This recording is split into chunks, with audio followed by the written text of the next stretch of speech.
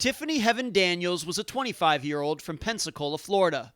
She was a skilled artist and loved to go bike riding. On August 12, 2013, she left her theater job a few minutes early and went home. After about a half hour, she left her house, but no one knows where she was going. Tiffany's car was found at the beach a week later. She was never seen again. I'm Ed Densel, and this is Unfound.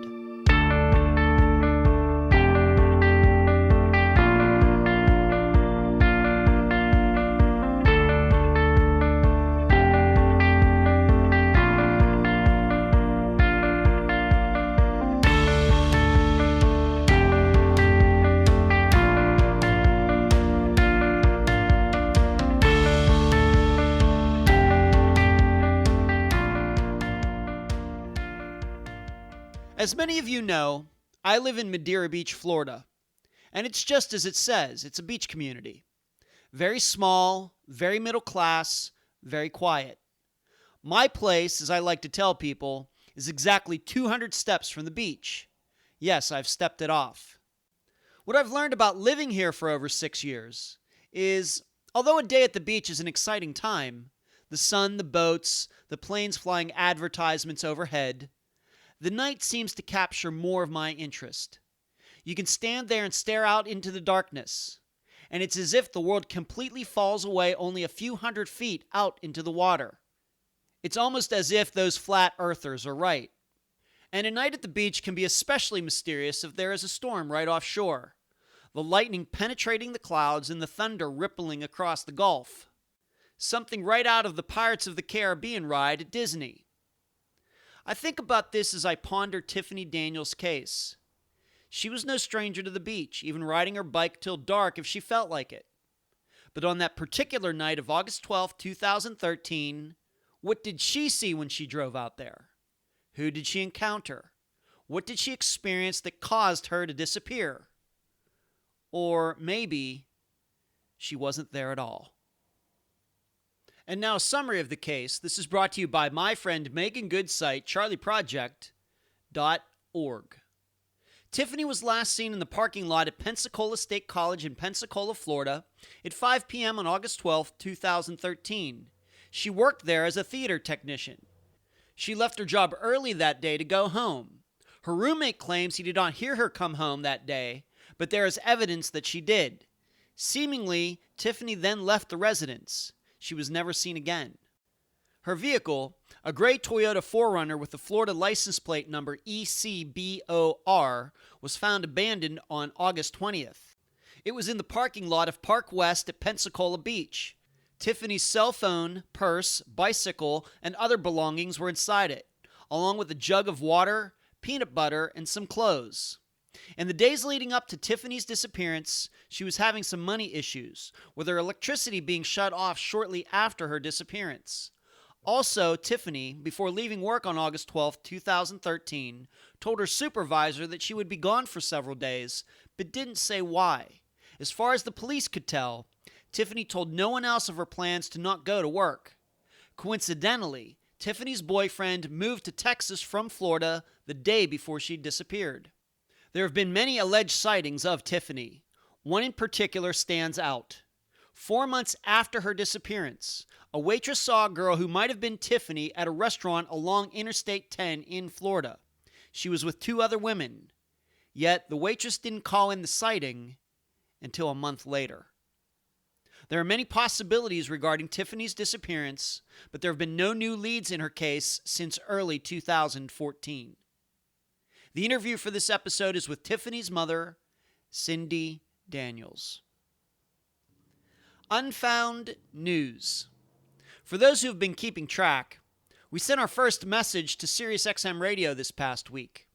I think getting true crime programs on satellite radio is not just important for the shows and their hosts, but it's also important for the cases that we cover because it'll put them in front of more people. Maybe somebody might just know something. In relation to that, I also sent an email to all of the podcast hosts who are involved in the satellite radio package I put together. So they all now know who each other is. It's a nice mixture of different kinds of programs for the United States and elsewhere. Between all of us, and our show's respective histories, we have about 40 solid days of programming. Just under 1,000 hours of true crime content. Yep, quite a bit. Finally, I've begun work on volume number 3. The transcribers are working on the interviews, and I'm slowly putting together the rest of the book. I think it will be out this month. Where you can find Unfound. Unfound is on Facebook, Instagram, Twitter, YouTube, iTunes, Podomatic, Stitcher, Podbean, and Spotify. In particular, please join us on Wednesday nights at 9 p.m. Eastern for the Unfound Facebook Live video show, which is hosted on the Unfound podcast page, not in the private group. The email address, unfoundpodcast@gmail.com. The website, unfoundpodcast.com. Please check out the Secret Stephen Kocher episode. The website at Trib Total Media, triblive.com/news/Unfound. Unfound has Patreon and PayPal accounts. Thank you to the most recent contributors, Julie, April, Ann, Benjamin, Cara, and Dan. I really cannot thank all of Unfound's supporters enough. Unfound merchandise, Volume 1 and 2 on Amazon in both paperback and ebook form. The playing cards, go to makeplayingcards.com/sell/Unfound podcast. Shirts for almost all Unfound's cases at unfound-podcast.myshopify.com. This includes the flagship t-shirt, The First Year Cases, that has a collage of everyone from Suzanne Lyle to Jennifer Wilkerson. Please check it out. And please mention Unfound on all true crime Facebook pages and other websites and forums. Thank you. I'm so happy to have on this episode of Unfound the mother of Tiffany Daniels, Cindy Daniels. Cindy, welcome to Unfound. Thank you, Ed. You're welcome. Tell the listeners a little bit about your daughter, Tiffany. First of all, how many children do you have? I have two. Angela is our oldest, and Tiffany is the youngest. And they are separated by how many years? Angela is, let's see, Tiffany was born in 88. Angela was born in 84. That's 5 years. About 4 to 5 years. Okay. 4 or 5. And how did they get along? Oh, they typical sisters. They got along really well. They were very, very close. And of course, as you get older, you get your different ways. Tiffany was really into reading and art, and Angela was really into sports. So they both had their own little things in life that they enjoyed. So that kind of took them separate ways. But they did good. They were always getting along. Of course, sisters have their fights, but nothing big. Okay, so 2 daughters. And you mentioned that Tiffany was very artsy, and we're going to be talking about that a little bit later in regards to her disappearance. But what kind of art was she into? Drawing, painting? What kind? Tiffany, she did a little bit of everything. She did sketching. She did painting. She was into a lot of the new art.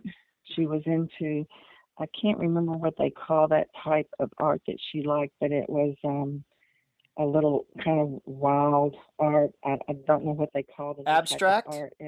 Abstract? There you go. I believe Okay. it was considered abstract art. Okay. She did not like drawing buildings, but she loved drawing people and sceneries, things like that. She was a great artist. She did a piece on Audrey Hepburn that just really blew everybody in town away at how good it is. Where do you think she got that from? Do you or your husband draw, or you said your older daughter was into sports? Just kind of a natural inclination to that, do you think? I think it is, although I've always been a doodler and a drawer and always wanted to draw. Tiffany can just draw from her head. I more was a drawer of having to have something similar to the object I was drawing or the object to look at.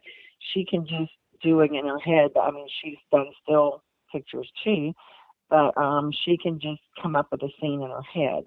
I, on the other hand, did not get that well into the genes for the art side. My mom drew some, and my dad was a doodler, but I think Tiffany just picked up a little bit from everyone, and she just excelled with it.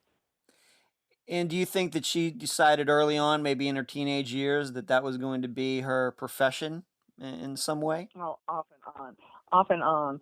Um, she never knew how good she was at art. She never really thought she was that good, and I'm not sure why Tiffany never thought her artwork was that good. But she would say, "Yes, I'm going to be an artist," but she also wanted to be a marine biologist, and she was really into science and things like that. And then as she started getting older, she started getting into agriculture and things like that. So she really had a lot of good things there in her background that she could work with and that she was very interested in, had just not really nailed down exactly what she wanted to do with any of them. And how did she do in school, let's say in high school? How were her grades? Oh, Tiffany is very brilliant. She was always in that gifted program. She was in Brown Barge program, then she went on to the Pensacola High IB program, which she ended up graduating with several scholarships. And Tiffany was very, very brilliant, very brilliant. And so she went to college, and where did Yes. she go, and what were her pursuits there? Well, she started out in Pensacola College, and once she finished there, she went on to UWF, and she went back and forth quite a lot. She liked art, but she went back and forth, and she really had not decided for sure what she wanted to do um, other than travel. She really liked traveling, so she did a lot of traveling to try to decide if she wanted to change her degree or stay in what she was doing. And she just really couldn't figure out what she wanted to do as far as that particular um, decision, as far as what degree she wanted. Finally, she majored in several different things over the years, but it was back and forth between art and the sciences. And she got a international studies BS degree. And with that, she was possibly going to travel and use that overseas somewhere to help some countries hopefully be able to be an interpreter or teach English or something to some of the students over there. She had talked about doing that, but just really, Ed, she was just trying to decide. All of her friends were graduating from college; they had all of their degrees, and so on that road, she changed her mind several times, like students do. But she finally did graduate with the international studies degree. And did she pay her own way through college? And during all these, different degrees and changing her mind, was she living on her own by this time, or was she living at home? Well, Tiffany, when she graduated from high school, she wanted to move out, so she had lived with a friend for a while, and they studied together, but they also took trips. They did a lot of backpacking. She took about 4 years off and backpacked through Europe with her friend Hillary, and they did a lot of things together. They lived together for quite some time, several years. I think it was 4 or 5 years they lived together, and they went out west. And she just wanted to go travel, Ed, and we really weren't up for it, but it's something Tiffany wanted to do, and all the kids were doing it, and so we let her go do her thing for all those years to do what she wanted to do and travel and enjoy it. And then she came back home and said she had was done. She wanted to be home now, and that was it. Uh-huh. And so she came back home after that, and then came back home literally and moved in. And moved in back home with you for a while, though. Yes. When Uh she huh. did disappear, she was living on her own, and we'll get to that. Yes, she was. Hmm. Okay. Um, So, in those maybe the 6 months before disappearance, let's just talk about a few of those things in particular. First of all, what was going on with her work and school, maybe like the 6 months before she disappeared? Now she was working as a art tech, theater tech at Pensacola State College. She had already graduated with her degree, and she was working there every day. Okay, and that was like, would you say that was a full time job? Yes, Was yes, it she had been there for several years. She's been there for several years. Okay. I didn't realize that they had enough theater productions and things to keep that busy.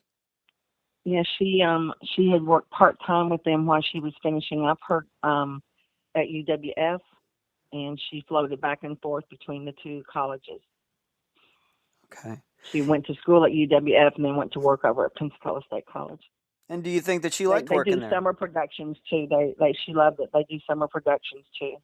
Art, she loved art. Whether she thought Mhm. she was good at it or not, she loved it, and she loved building the sets too. And so that was her main job. And was she doing any additional schooling in those 6 months? And was she taking any classes, or was it just mainly work and that No, was it? no, just work. She had a boyfriend.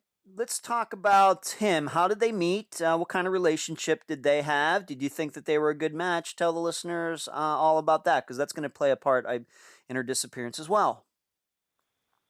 I really don't know how they met. When she decided to bring him around, and we met him. He's a very nice person, very intelligent. He worked here in town. He was into robotics. Um, his job here at the place that he worked here has received numerous big grants and a lot of media for their robotics program here. And they were cute together. We absolutely thought he was just really really nice, and we were very pleased to see that she seemed to be very happy with him. They must have made a unique couple, being that he's into robotics and she's into art. That's quite a contrast. Yes, it was. We laughed because we used to tease Tiffany. She was so brilliant, but she was also artsy. So we used to laugh at what a balance they were. That we had brains and art, but we weren't sure how to say it. Uh-huh. So you know what that means. It was She was in touch with both sides of her brain. One side of our brains is very artsy and the other one's very logical, and it those people that can access both are very special. Yes, Um they are. yeah, how long would you say that they were dating before she disappeared? A year or 2 years, or what do you think? Yeah, they. It was over a year that they had been dating. I wouldn't know exactly how long because they had been just going out socially and swing dancing and stuff. Uh, And I don't know when they actually had decided they were going to be boyfriend and girlfriend. okay. But they weren't living together, anything like that. In No, fact, you had told me that uh, in the months before Tiffany disappeared, she was having problems finding roommates, and we're going to talk about that in a second. So she and her boyfriend were not living together. He had his own place, and she had her own place. yes, that's correct. And once again, you said they were a pretty good couple. Ever have any issues with him at all, the way he treated your daughter? No, not when we were around, and not that anything Tiffany told us about. Now, let's talk about the roommate situation. Tiffany you said when she was done traveling, she came back to live with you, but then at some point she decided she wanted to live on her own again. Um, so she moves out. Does she have roommates at that time? And what goes on with all of that? It was very difficult for her, wasn't it? Yes, she had a friend, and he had a roommate, but they needed another roommate, and they had a house downtown in the historical district, and Tiffany finally decided to move in and be their third roommate. So they all lived in a house together down there. They were all bikers. They all had a lot of things in common, and both of them also worked at the theater. But at some point, did some of them move out, or was somebody not paying the rent, so somebody got kicked out? Because those weren't the people living with Tiffany at the time that she disappeared. No. Do you have any Mm-mm. idea what happened there? Well, Tiffany and one of the guys there, Tiffany and Michael, became boyfriend and girlfriend and lived together for a couple of years and were really close. And then Michael graduated and he left the area, and so they discontinued their relationship. Kyle was living there. He also worked at the college, but he decided to quit college and move back to, I think, the Fort Walton area. And so after they left, she had to start on different roommates, and she went through several. She would advertise on Craigslist and at the college and on bulletin boards and things, and she went through several. Some of them I never even got to really meet because they were in and out so fast. Because if they didn't have the money, they would just tell her then they didn't have the money. It was just later on, towards the last few months, that she had the girls that moved in that she was having issues with that she couldn't get the money from, and that's when she got another applicant that applied for their room. Yeah, let's talk about him. We just have to use his. We'll only use his first name. What's his name? And how did it happen that this guy who was quite a bit older than Tiffany actually moved in with her?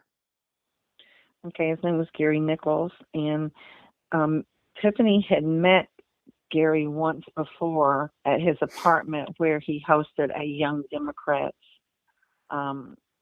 event. His daughter Noelle Nichols was part of the Young Democrats Club, and they had a meeting there, and so that's how Tiffany met Gary and Noelle both.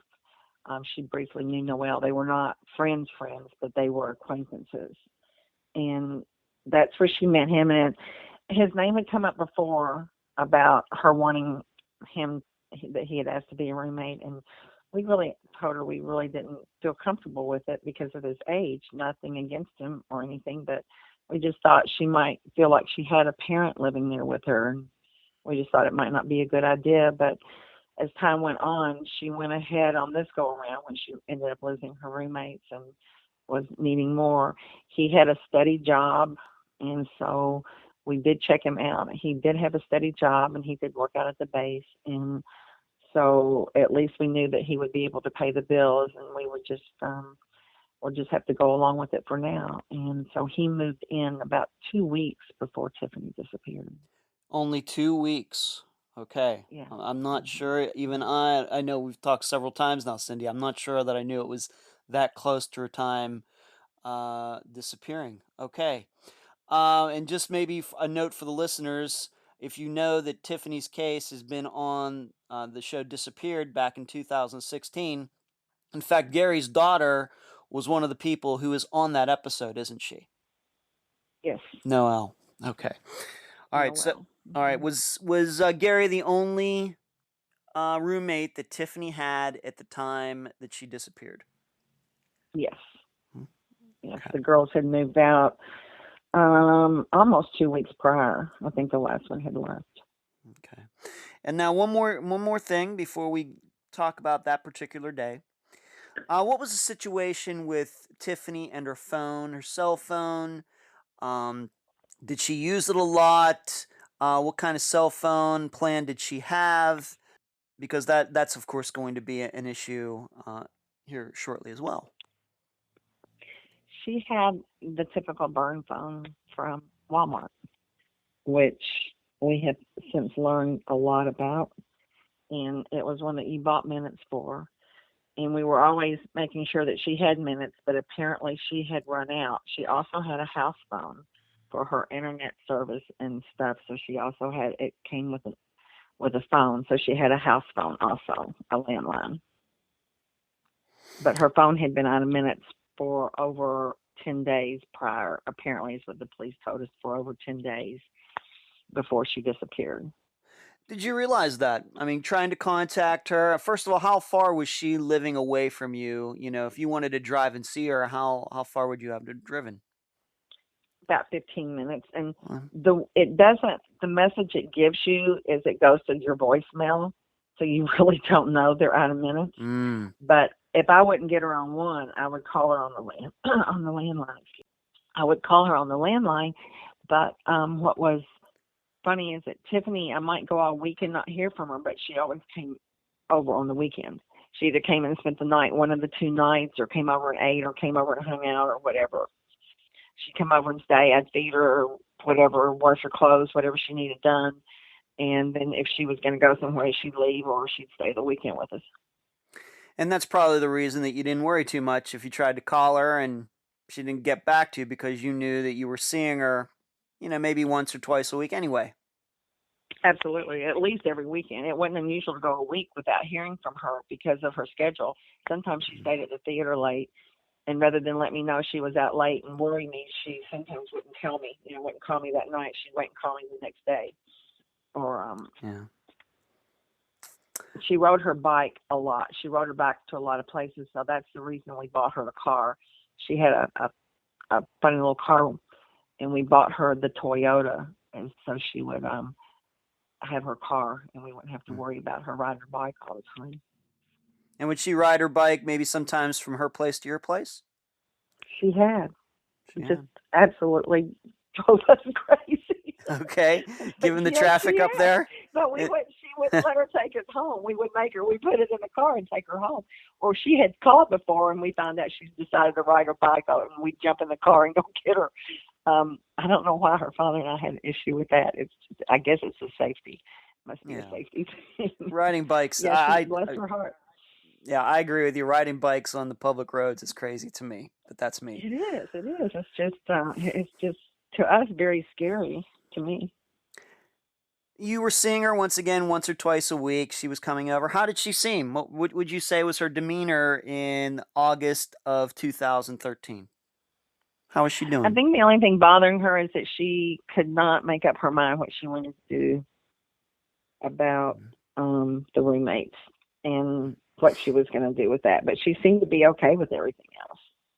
And then, what about her boyfriend? Her boyfriend, though, coincidentally, we don't know if this is a coincidence or not, but he ended up deciding he wanted to move to Austin, Texas, right before she disappeared. How did Tiffany feel about that? What was going on there? Well, she was excited that he got the scholarship and got accepted to graduate school, because that's the highest. That is one of the best programs in the country for the robotics. And I know that Gray will go far in that field. It wouldn't even surprise me. His father was at one point, I think his expectations were to go to NASA and work for NASA.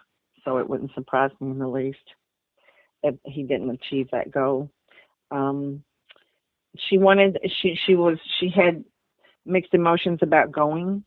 She asked us, we're the type of parents that if there's an opportunity or a possible opportunity for our child or our children to grow and prosper somewhere else with a better opportunity, we're not one to say, oh, we don't want you to go. We encourage them, because the bottom line is they can always come home. Yeah. So we really did encourage her to go and try it. We were all for her going and trying. If that's what Gray wanted and they had it worked out, whatever we needed to help her, did we need to help her find an apartment or them find an apartment together, or what we told her we were all for it, that she can always come home, not to even, take all of her stuff with her, just put it in storage or bring it to our house. And then, because we could always, come get her, or of course she had her vehicle. She could always come back home if she wasn't happy with it. So, but she didn't go. We thought there was good opportunity for her artwork there too, and that's what she was concerned about. She had been wanting to sell some of her artwork to see if people would buy it, what people really thought about it, and stuff like that. But she didn't end up going to Austin with him. Does that surprise you? Yeah, really did. She did tell us, I had my time away from home. I don't want to go away from home. I want to stay here with you all where you are. And we tried to explain to her we're just a car ride or a plane ride away from you. And, we've never been a family that thought that the miles really separated you from being a family. You can be together if you want to be together. There's always ways to work that out. But, we also, it's kind of hard to let them leave the nest again once they've already gone off. And, Tiffany was off and on for 4 years traveling and doing what she wanted to do. So we already felt like we had said goodbye to her once on that respect and let her go spread her wings. So it was kind of hard for us to go along with again, but we knew that it was the best thing for her. She seemed like she was stagnant with her work and what she wanted to do here, and the opportunities with theaters here was limited. And when we looked into it, there were a lot of theaters in Austin and stuff that she could get work at. So we really were very surprised when she didn't go. All right, we're going to come back to that topic a little bit later. But so once again, coincidentally, boyfriend leaves one day, I guess on August 11th, and then on August 12th is when Tiffany actually disappeared. What do you remember about that day? Let's put it this way, what do you know about that day now? About what she did, where she was, who she saw? Well, we now know that the day that Gray left, that they had breakfast at Tiffany's house together. We know Gary was there, and we know that Gray was there. If there was anyone else there, I don't know of it. And after he left, Gary said that she seemed okay, or like she was maybe a little depressed, but not much, and that they were going to watch a movie together later, is what he said. Um, we didn't talk to her that day. For some reason, she didn't call us that night. We didn't even know that Gray had left early. We weren't sure what time he was leaving, and we didn't talk to her that day. We talked to her the day before, but not that day. And then actually, we talked to her on Friday before that. It wasn't Saturday, it was Friday that I talked to her. And then that's all we know. And then the next day, she got up. Gary says that he heard the door opening and closing between the hours of 3 and 5 in the morning, 3 a.m. and 5 a.m. He kept hearing the door open and close and open and close and open and close, like Tiffany was going in and out and in and out. And then when he got up at 7, he said her car was gone. So he assumed she had gone on to work. Okay. And did she go to work? Did she show up for work that day? And once again, I know you didn't know this at the time, but what have you found out since then about what her day was like? Did she go to work? What did people say? Anything like that? What do you know? She apparently went to work. Apparently she told her boss that she was going to be out the rest of the week because she had to take care of some things, that she might not have gas money for gas that week, but she had to take care of some things. And that's really all we know about that part. So and as far as coming home, the police have confirmed that there was activity on her computer, her laptop, between the hours of 5 and the time her car was clocked going across the bridge. She was on her computer. There were entries of her being on the computer. They said she was viewing some pages of different things. Nothing that gave them any clues, roommates, stuff like that. And then the next thing was her car being clocked going across the picture being taken of her license plate going across the bridge at 7:50 that night. So really, pretty much, it seemed like maybe a regular day for Tiffany. Nothing, maybe the out of the ordinary. Going to work, working at this theater, doing the job that she had there, maybe working on backgrounds for these theater productions or whatever. But then she tells her boss, whose name is Bob, and we're going to talk about him in a little bit. She says to him that she's going to be out the rest of the week, which sounds to me like multiple days. Does that sound kind of unusual to you when you found that out? Did that sound unusual to you? No, it did sound unusual because usually if she's going to be out off of work like that, we would know. She would usually tell us that she's taken off or something, and it might not be before. She might call the couple of days into the day she took off and say, "Hey, I took off this week," or she might just show up here, at the house. So I did think that was a little unusual, excessively unusual. No, Tiffany is Tiffany. She might have gone to the phone to call me and just totally forgot, So it's nothing that would have shook me up and go, "Oh gosh, something's wrong." Okay. Do you have any idea what she might have meant by saying that she needed to take, if she did say this, what she meant that she needed to take care of some things, that she'd actually have to take off work to do that? That sounds fairly serious to me. Yeah. What we never could understand is, actually, to be honest with you, Ed, I would like to hear more about that conversation. and Okay. to the person that she told that to. I don't Fair know. enough. I really don't.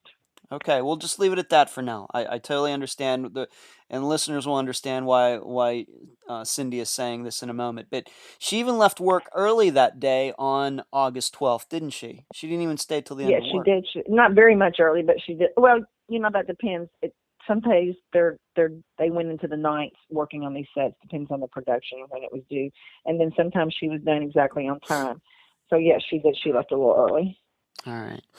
And so, like you said, there is some sort of proof that after she left work, maybe just a few minutes early, she came home. There's seemingly somebody on her computer doing something at like 5:30. So you could kind of read that as she left work, went home.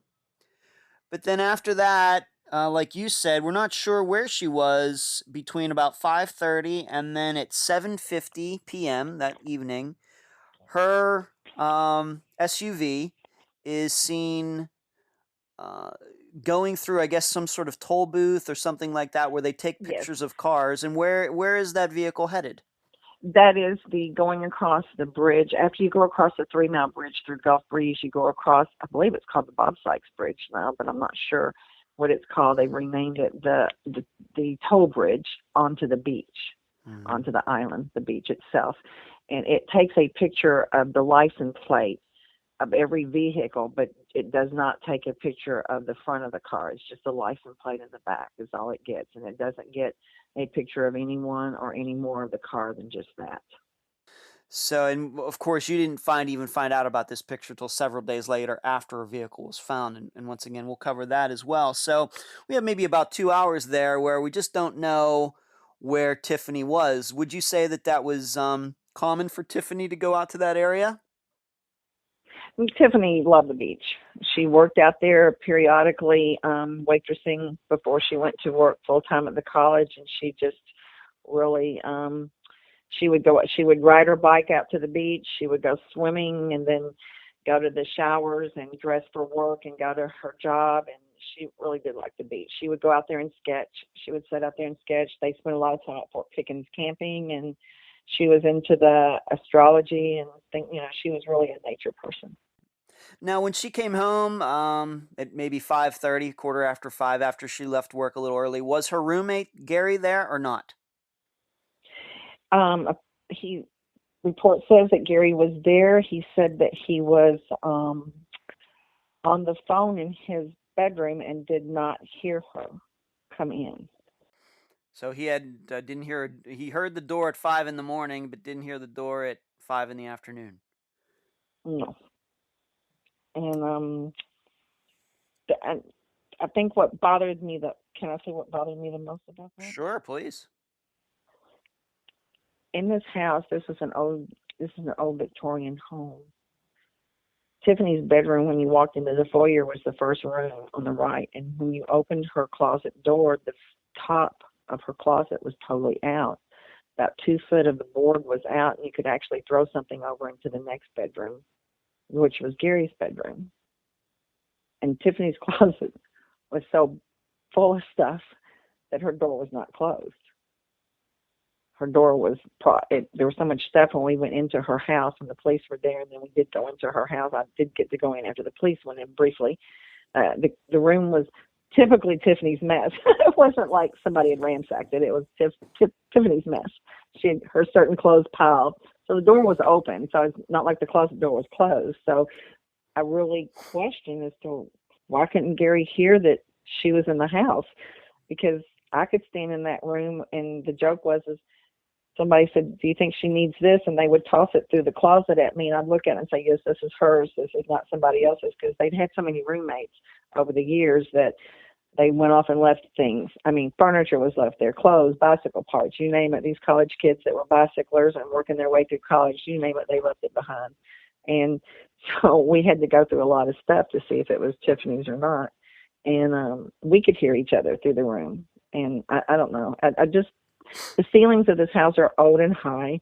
There's a lot of wood, a lot of echoing, a lot of noise. I just don't see how she could have been in that room on that bed on that computer and him not hear her. All right, I just don't understand it. Okay, the listeners will take note of that when we come back to talking about this a little later. So that August 12th, 2013, it goes by. When do you when do you realize that something's not right? Well, on August the 17th, my sister's 50th anniversary. Rodney's out of town, and I'm out shopping. I get home about 5 o'clock. Look at my phone, and I have a message from someone named Noelle Nichols on my Facebook page, a private message. And I open it up, and she tells me who she is and that I need to call her. They think Tiffany is missing. And so I put away my groceries and go over and I sit down and I call her. And she tells me that who she is, that she is Tiffany's roommate's daughter, and that actually that when Tiffany didn't come home Gary told Noelle that Tiffany didn't come home on Monday night, no, Tuesday from work, and then he called Noelle on Wednesday and said that she hadn't been home yet. And Noelle told him that he needed to stay out of her business, that she didn't need a father, and he said he was concerned because she didn't come home. And then I believe it was on Friday or Saturday he called her again and told her that he still hadn't heard from Tiffany yet and that the electricity had been turned off. Okay, let's just do this real quick. August 12th, 2013 is what day of the week? That is on a Monday. That's a Monday. So he became concerned the next day in the evening when he thought that she should be coming home from work and did not. Right. Okay. And instead of And he called calling Noelle on Wednesday. Okay, okay, and then she got a hold of you somehow through, I guess you said, through Facebook. She went through on Tiffany's Facebook friends and found my name and knew who I was, that I was her mom, and she private messaged me on Saturday, the 17th. Okay, so about 5 days after Tiffany disappeared, we could say she disappeared on that Monday. 5 days later is when you got the word. In those 5 days, as you can remember back, and it's like 4.5 years since then now. Anything strange go on in those days? Anything that is immediately you thought to? Well, you know what? I hadn't heard from Tiffany. Anything that really struck you as odd over those days? Actually, for a fleeting moment when I looked at my watch and I thought, I tried to call her immediately.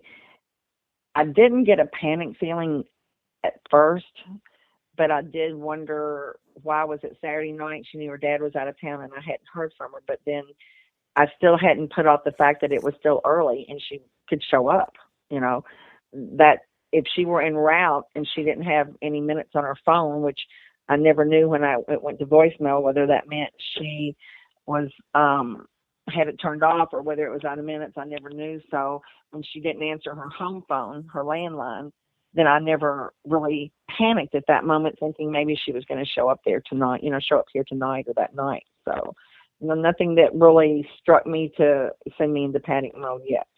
Now, would you say those are 5 days? And like you said, could you remember going that long without ever talking to her? 5 days. Yes. Yeah. All right. Sometimes so that's the we reason. would talk to her on Sunday, and then it would be the following either Friday or Saturday when we hear from Erseer.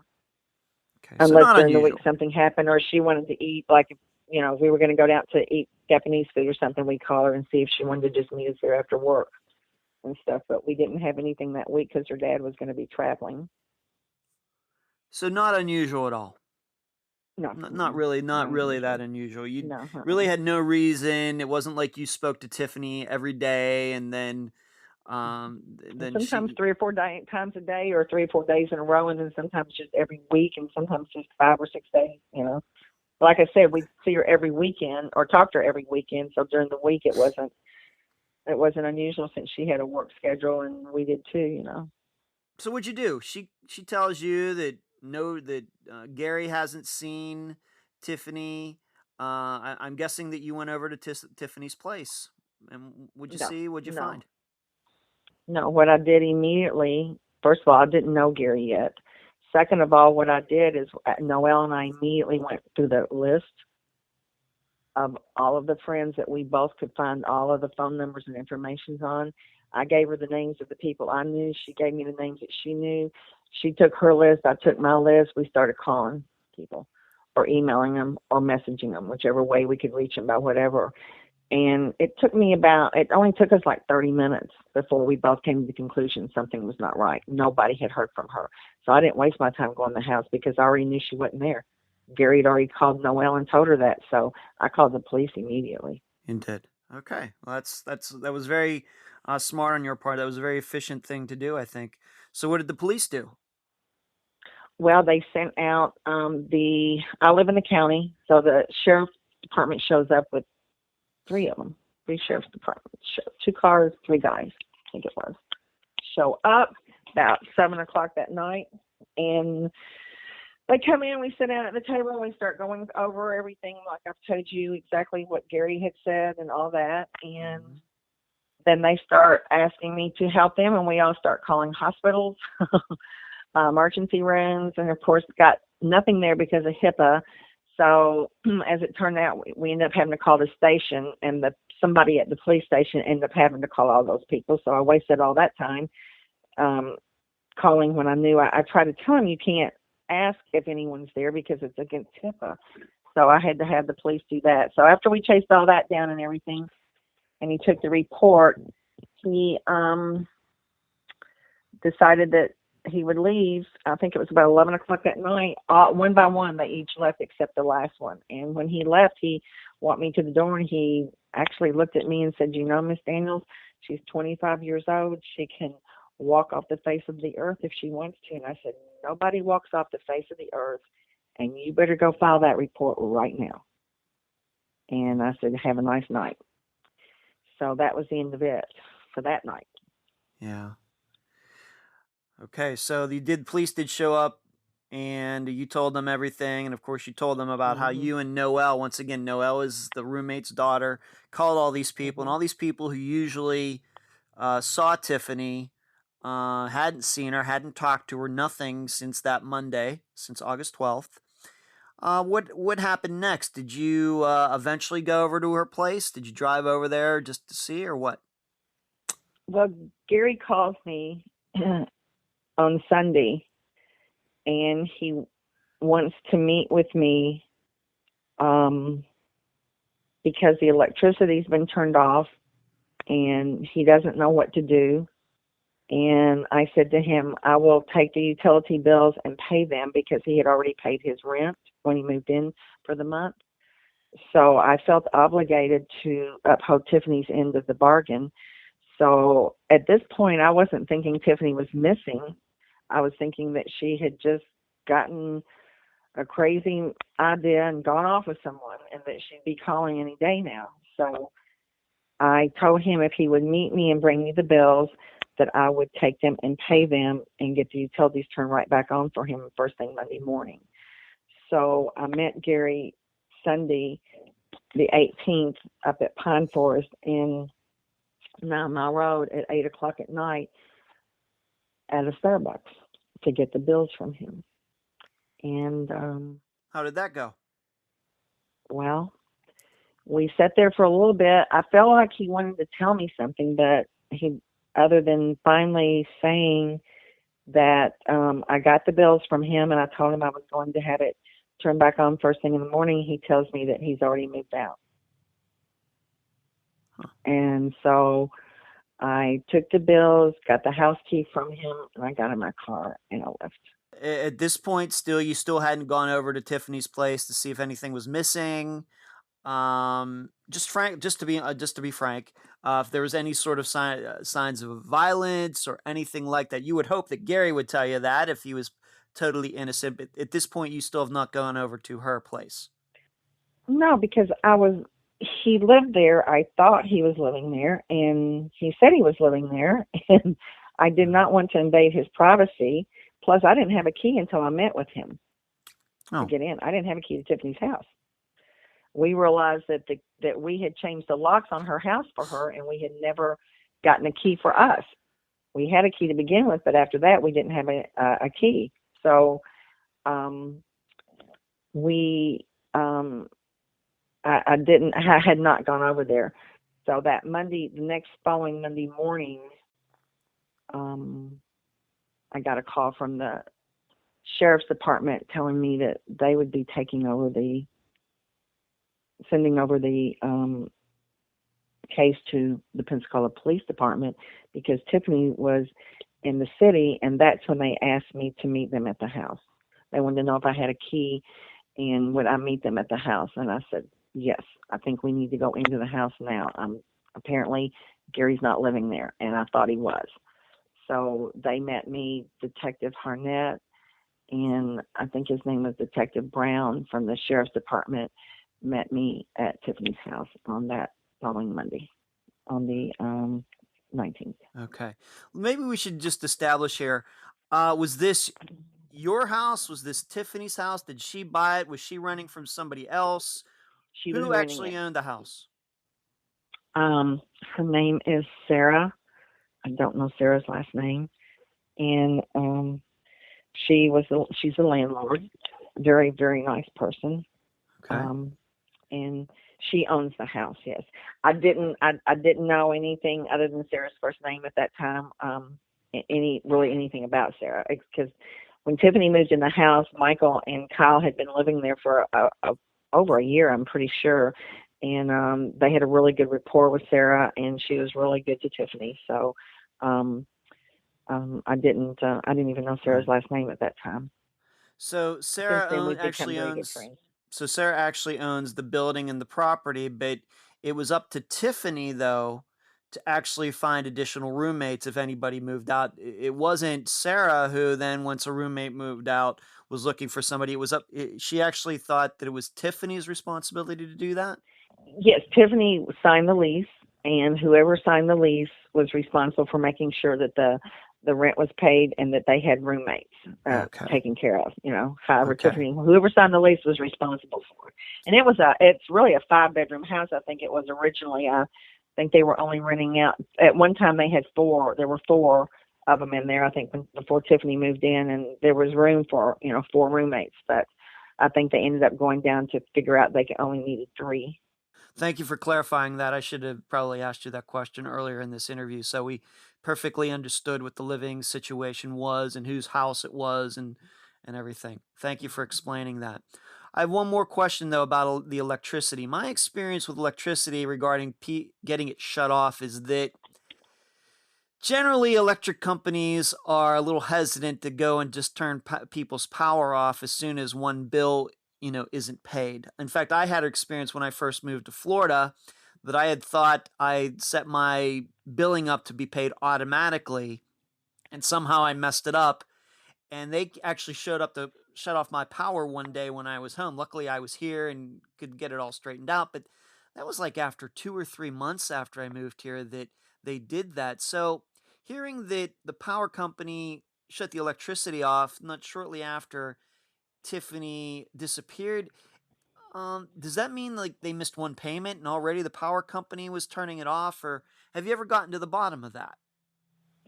I believe I'm pretty sure I'm correct on this. Tiffany was having trouble getting the roommates. She had 2 young ladies living in there at one Yeah. point. She was having trouble getting them to pay their part. They ended up moving out owing her money. Okay. And we had already given her money to pay one of the bills, but at this point Tiffany was very hesitant to tell us she needed help. She wanted to be independent, but she was still struggling with that, and she always wanted to do it right. Even if it wasn't going to turn out right, she still tried to do it right. So she was probably behind at least 2 months. I never did see, we didn't even go look at the power bill. I have all the information, but we never really looked to see because at that point it didn't really matter anymore. Right. We knew she obviously was behind on the power and the water, and she had taken off. That's what we think she had taken off that week to do, is to either talk to us about money or to figure out what she was going to do about that, because obviously she was in worse financial I know the rent was paid, but I think she was in worse financial dire straits than she wanted to admit she was, and it was all over those roommates. And so, because see, we wanted Tiffany to move to, we wanted to put her in her own apartment and forget these roommates and all this mess, and she didn't want to, and we struggled with that with her. We wanted her to, and then we didn't. Then we worried about her being alone. So we went back and forth. That was a constant thing, Ed, about trying to decide, let her stay on her own and keep struggling with these flipping roommates, or put her in an apartment and let her get on her own, but then she'll be alone. And, you know, that was a big struggle with her relationship with us, and what was going on in her life at that time was trying to decide what was the best living arrangements for her. If it were up to me, we just said, come home. But you don't. Your children need to learn to grow and be independent, so that when you die, you know they're going to take care. I want to take my last breath knowing my kids can take care of themselves. And that was always our goal. And even with a child struggling, we still tried to maintain that integrity of that goal, so it would be good for them. Even if it was killing us on the inside, we still tried to do it. All right. So what you're saying is the reason that the power might not have gotten paid is because Tiffany had expectations of these other two roommates, specifically these two girls who didn't, kind of just hung out there and never paid anything, and kind of Tiffany got stuck with the bill. Pretty much. Exactly. Okay. Exactly. All right. Thank you for explaining that. She was too good. She would not like to ask people for money. Yeah. She had an issue with going up to them and saying, look, you need to pay up. And we were always saying, do I need to go over and do it for you? Okay. So she was just too sweet. She was just too kind. Let's talk about Tiffany's SUV. It was eventually found. How many days later was it found, and where was it found, and what can we say about that? Okay. They found her car on, Tiffany was last seen on the 12th. We reported on the 17th. On the 20th, we got a call. One of Angela's, or Otis, Tiffany's sister's friend who lives at the beach, was out there with her family jogging, because they're all runners from Running Wild. And they called Angela and said, I think we are standing here by what we are pretty sure is your sister's car. And we are at the entrance to Fort Pickens at the beach on the Gulf side. And so Angela was with me when we got the call. We were here in the house. She was calling other friends. We'd been on the phone for 2 days, calling people still to see if anybody else. We were reaching way out to see if anybody had heard from Tiffany. We were calling all family members and everything. And when we got that call, we jumped in the car. We told them, call the police. We jumped in the car and we started going that way. And the police called me and told me not to go anywhere, not to go out to the beach. And I said, that's too bad. I'm on my way. I got out there and there was a deputy standing there. So that was on Tuesday the 20th that we found the car. And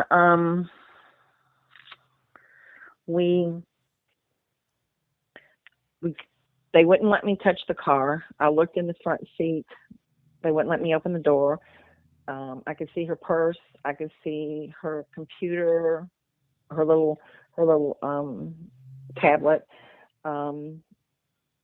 I could see in the back, before the sun went down, because her windows were tinted in the back, I could see what looked to be like some shoes, her work shoes, and possibly some water. And it looked like a jar of peanut butter, which was not unusual. Tiffany always carried peanut butter and bread with her when she was working, because that was what she liked to eat for lunch. She'd go out and sit on the tailgate of the car outside and eat. And that was it. They wouldn't let me do anything with the car, and they came and hauled the car away.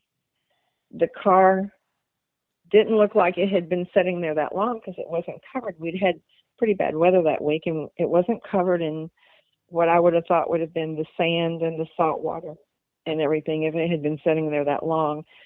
But I did not think at that point to look at the wheels to see if sand had built up on the wheels during the day, because the breeze blows, and you can look at a vehicle on the beach and tell from what's on it and the way the sand is on the tires. I've since learned that helps you tell how long a car's been sitting there. And when they got out there, it was dark. They didn't take any pictures. They didn't do anything except hook it up and drag it clear across 2 bridges into the police department. So to me, they roped her house off as a crime scene, and they cleared it with guns and dogs and everything else. They should have done her car the same way, but instead they hauled it across 2 bridges, and I feel like the evidence that we might have known that was on that car was highly contaminated. If there Okay. was anything on it. Was it So, was it parked in a that's it on regular the phone. parking lot? Was it Yes. Yes, just it was on the Gulf side, and that parking lot. There's a parking lot there.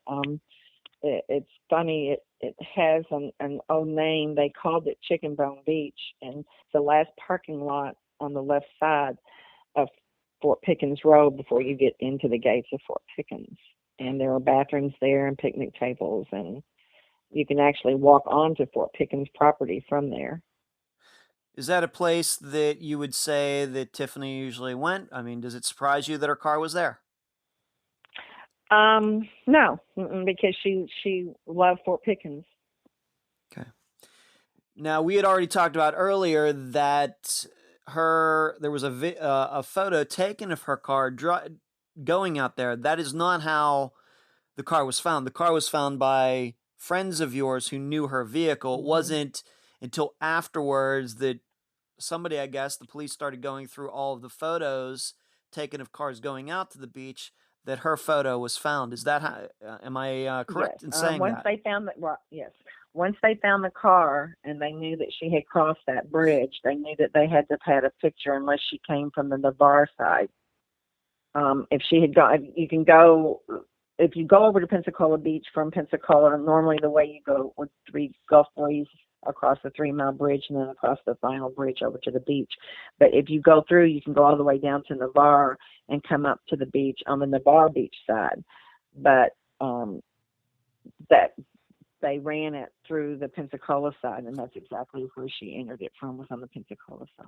All right. And what they eventually found, I mean, that must have been some work going through all those photos, but they found her SUV going through this toll booth or whatever it is at approximately 7:50 on August 12th, 2013, Yes. the very same day that Yes. she disappeared. Is there any proof that the car got out there and then maybe went somewhere else and came back?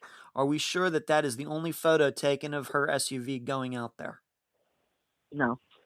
In fact, since then, detective, we've gone through several detectives on the case, but Captain Kelly ended up taking over the case a couple of years ago, and he himself found pictures that someone had sent in from the condo across the street, beside that parking lot, and across the street almost directly is another parking lot, and then a gigantic set of condos. And we canvassed. We had flyers out immediately, and that's how Tiffany's friends knew that that was her car, because we had circulated flyers out. Noelle and Terry had gotten together, and we had met at Sluggo's on that Monday and made flyers up. We were at the beach on that Wednesday passing them out also, but that's how they knew it was her. That's how they knew it was hers. But we canvassed those condos, and apparently someone in those condos took a picture of Tiffany's car, which if it's correct where we got this, which I've not been able to get it, any of this, I understand now that there's a statute saying that I can obtain this from the police, but I didn't know that. They're stamped. The pictures are stamped, and it tells you the date and the time it was made, and these are 2 days apart, I think, and it's Tiffany's car in that parking lot. Someone actually took a picture of that parking lot, and there's that Tiffany's car. And So do you know what day this was? No, I just know that Captain Kelly had sent the pictures over at one time, and we were trying to get confirmation as to where these pictures came from, and I guess they never did. I don't have the means to do it. They did, but I never got it. These are things that are on my list to ask what happened and why don't I have this information. Do you believe that those pictures, wherever Tiffany's car is parked, is that where it was eventually found, or was it moved? No. It looks to me like from we couldn't see the pictures. We could only see light images of them because there was no way for him to get a print out of these pictures because of where they were found or something. I'm not sure, Ed, what the story was. It looked to me like the car was sitting in the same exact spot. And we also had a lady had called, one of the leads, and she's one of the only leads that I can't find the other phone number for, because I have two ladies that called me from the beach that week that got a hold of me, and both of them thought they had sighted Tiffany. One of them was behind her car. She was positive it was her car because they were visiting, and they noticed that people in Florida have license plates with initials on them, and that those initials sometimes stand for a saying or a name or something. So they had been laughing and identifying all the ones that were pretty obvious, and then they got behind Tiffany's and they couldn't figure out what this ECB OR was. They couldn't figure it out, so they were trying to come up with words and everything. And then she sees the news and she sees Tiffany's car and she goes, I was behind that car. So she called and I sent her to the police. I don't know whatever happened to that lead with them, but she could have helped us set a time limit. To me, my husband and I think that sometime between the 12th and before the 17th that car was moving on the beach. For some reason, we just feel like it was still moving because this woman followed it and she was there. I think the week that she said was that whole week she was there, and she was going to tell the police all about what day it was. So we feel, and from what I remember of the car, I feel like the car might have been there maybe 2 or 3 days. But I don't think I didn't feel like the car had been sitting there the whole time. It did not look like it, a car that had been sitting on the beach. You know, you live on the beach area. I do. What your car looks like if you sit it out in the weather, especially since the week of, I think it was the week of the 18th, there was, or right before that, was a big storm out there. You can go back and look if you Google it and see. I've Googled so much and lost so much and forgot so much. I'm so sorry. We feel like that storm would definitely have affected that vehicle had it been sitting in that spot that whole time. That's a long time from the 12th to the 20th to sit in a parking lot. And also the police say that the sheriff's department claimed that every night they clear those parking lots. And if there's a car left, they run the license tag because they want to identify whether that person is still on the beach or if they've been left out there. Sure. A deputy said that he remembers Tiffany's car being on his tape, but because he didn't have an alert at that time, he erased the tape. Well, didn't erase it. He just kept taping over it. There was no reason to hit the button to take a picture of it. So I do not feel like that the car was sitting there the whole time, but I feel like it was sitting there more than 2 or 3 days. So what we're saying to the listeners is that we should not be we should not come to the automatic conclusion that because Tiffany's car, there was a picture taken of it going out there on the 12th, that it was stationary out there from the 12th to the 20th. That it could have been driven around out there where no photos would have been able to have been taken of it. Mm-hmm. That's what we're thinking because it did not show evidence that it had been there in the weather that long in that one spot. I guess there wasn't anything unusual about the car, but this is kind of a more recent development, and this is something that happened after you did the Disappeared episode, is that maybe most people don't realize that you didn't even get to look inside the vehicle until very recently. In fact, the end of 2017. From 2013 until within the last 4 months, what was inside it was kind of a mystery to you. What did you see when you finally did get to look in the car, when the police finally did allow you to look inside her vehicle?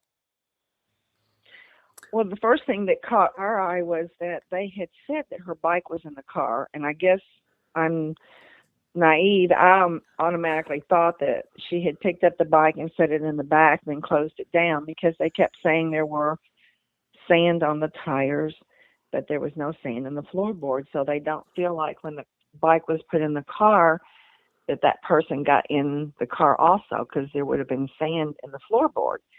So we had this vision of the bike there. We just had a whole different vision of the car. And when he opened up the car and let us look in it, her bike was in pieces. Yeah, it was in the car all right, but it was in pieces, which Rodney them explained to me, without her laying down the back seat, she would have had to take it apart, because normally I have a Toyota 4Runner just like it, only newer, and she put hers numerous times in the back of my vehicle all in one piece. So my idea of what the car had in it and what it really had in it was two different things, because her bicycle was in multiple pieces, like she had taken it apart, which I guess to Tiffany was nothing because she biked all the time, so she's very familiar with them.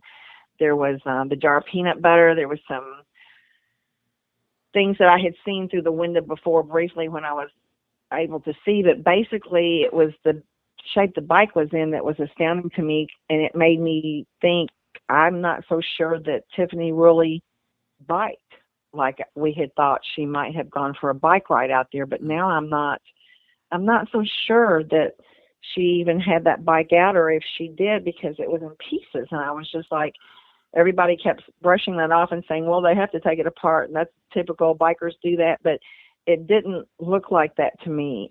That's not the way I envisioned it with Tiffany. I didn't envision Tiffany taking the time to take it apart and do that if she had been for a ride, especially if she was coming back to her car like they were trying to indicate and she didn't get in the car.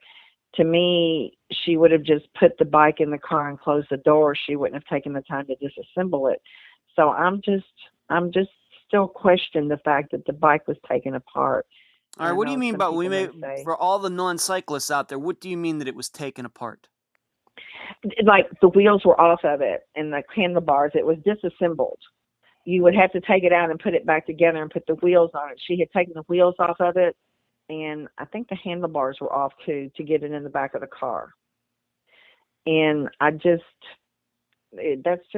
know, maybe you know something about it, but that just looked odd to me that the bike was taken totally apart and put in the back of the car. Had you ever seen Tiffany take apart the bike? All the years that you knew her and her riding bikes, had you ever seen her take a bike apart before? No, I've seen her with the bike parts all strolled all over the porch and them working on them before a race and things like that. But every time I picked Tiffany up and she was with me, she didn't take her bike apart. She just picked it up and we put it in the back of my Toyota 4Runner with the seat down and went on about our business. And she, and anytime I took her anywhere with her bike, she put it whole in the back of my car too. No, I've never seen her do it. I know she worked on them with her friends, but not, when she was riding like that, that was not something I just thought about. Of course, that could be me not knowing anything about cycling. Do you think that she had to take it apart because that's the only way it would fit in her vehicle? Probably that's what everybody's saying it is, which makes me think that she didn't really go out there to bike for sure. I just don't feel like, I don't know why, I just have this weird feeling that it's not what I thought she went out there for, to bike or anything. I thought maybe she did bicycle when she was out there, but I just don't feel like Tiffany did. I want to know, that's another thing I want to find out, is were there fingerprints on the bicycle? All right, let's just go through this then. Let's go back to the day that she disappeared. So she goes out there, if we're to believe, now keep in mind, there is no photography, any video showing that she's driving that vehicle at 7:50 on August 12th. All we have is a picture of her license plate. But let's say that it was her at the wheel. She drives out there. You are under the belief possibly that she went out there to maybe do a little bike riding, be getting close to dark, but I think that she had a headlight on her bike. She could have done that, right? Yeah, she could have. It was one of the possibilities we mulled over as to why she went out there at that time of night. So, but you're saying now, looking at the bike, once again, all these years later, 4.5 years later, that maybe seeing that bike with the wheels unattached kind of leads you maybe possibly in a different direction. Possibly, yeah. Okay. It's just not what I thought I would find for the scenario that was presented to me, that she put the bike in the back of the car and then got in somebody else's car and left.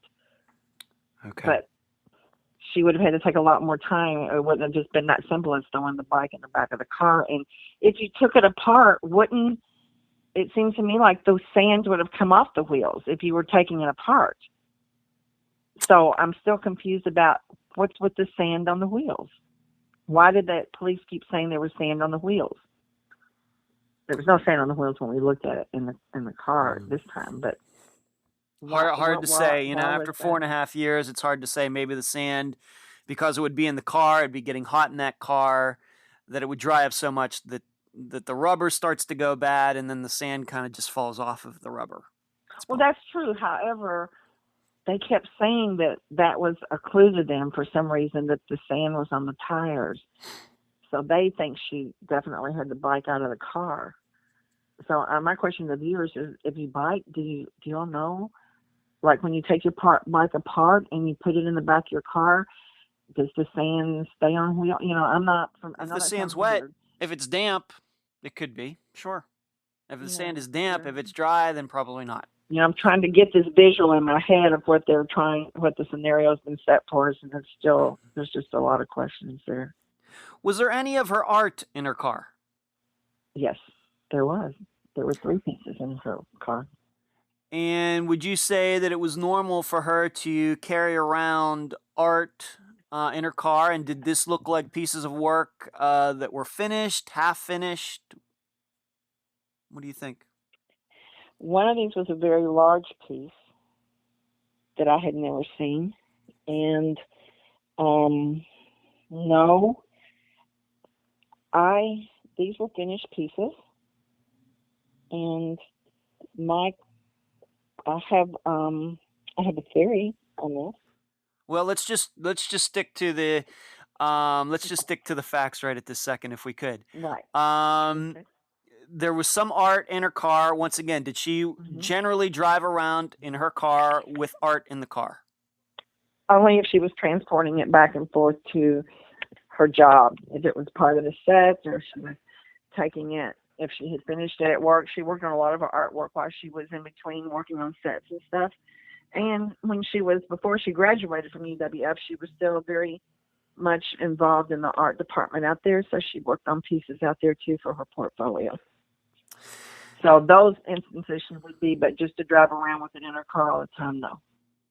Regarding her artwork, being that, eventually you did go into her house, you saw the work, what she was working on. Would you say, in your opinion, that all of her artwork has been accounted for? Wow, that I couldn't say, because she was constantly doing pieces and bringing pieces that she had up at the theater back home. Some of the sets, she even brought some of the sets home that she did on large scales, great big boards and stuff. Instead of destroying them or throwing away or painting over them, some of those she brought home, they gave to her. So there'd be no way of knowing. Overall, between her car, her house, and where she was living, it wasn't technically her house, but everything that you know about your daughter, besides her, is there anything else missing besides her? Not that we know of. Okay. Any money, of course, her cell phone.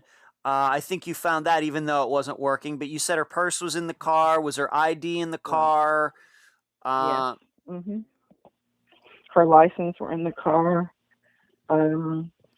We found all of her pertinent identification cards and credit cards that she had extra, and the police found the others that she had on her. And all of that's been accounted for. Were there any shoes in the car? Do you think that maybe if she had Yes. flip-flop on, would she change shoes to go biking, or all of her shoes accounted for? Do you know? Well, her work boots were in the car. Not sure about what she would have had to put on. She was a barefoot person and a sandal person. So I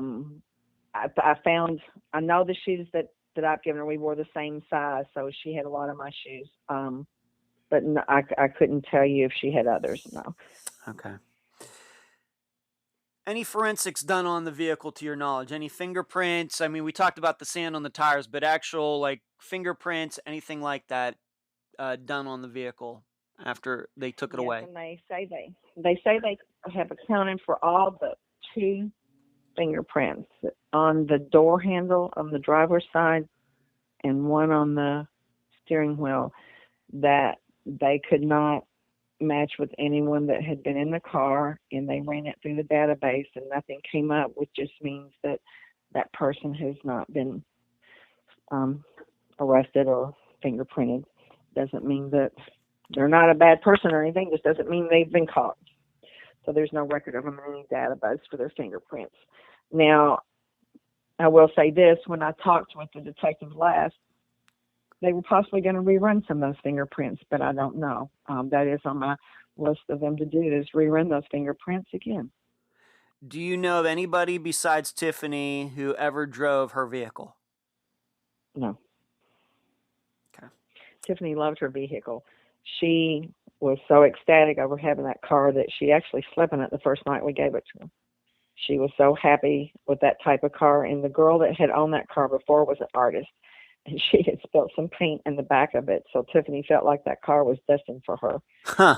She was very protective of that car and very proud of it. Her landlord, Sarah, told us how funny she was when she brought it home. Sarah went over to get the rent, and Tiffany was just on cloud nine, and she told Sarah, I slept in it last night. I couldn't believe I have it. That's a good story. So, no.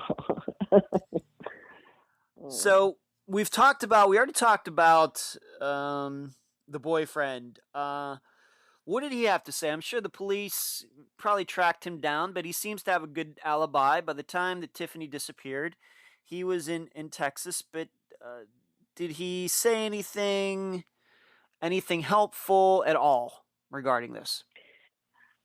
He was the first person Tiffany's dad called.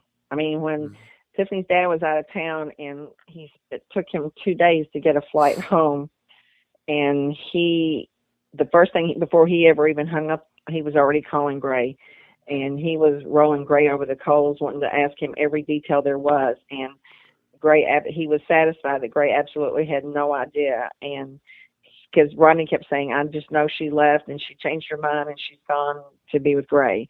And he had Gray on a leash for 3 days. He said, if it takes her 3 days, he goes, I mean it. And he called Gray every day. I know just about every day. But no, he was genuinely shocked, or he appeared to be. They fingerprinted, they did his phone, they did all of those things, and he was, I can say that I feel like he was, bless his heart, was in shock, because it's like we lost contact with him because he was so devastated. He said he couldn't hardly even talk about it. And so unfortunately, we've lost contact with him. But no, Gray would not be on my list of anyone that I would raise a red flag. I could be totally off, but as my mother's instinct, he's just not raising a red flag for anything. Okay, and most importantly, on August 12th, he was in Texas. He had already... Yeah, yes. Okay. And he went down voluntarily to the Austin Police Department, and was fingerprinted and everything, and turned his cell phone over to him, and the Austin police were satisfied with it, and so were our detectives apparently satisfied with it. So the boyfriend has a pretty solid alibi. Maybe if he was still living where he had been when he was dating Tiffany, he might be a better suspect. But being that he's a few states away and seems like a good guy, not high on your list of anybody who would have wanted Tiffany to disappear.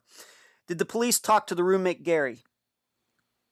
Yes, they did. And what did you find out about that? I know you weren't there for the questioning, but have you heard anything about it? Did anything suspicious come out of it?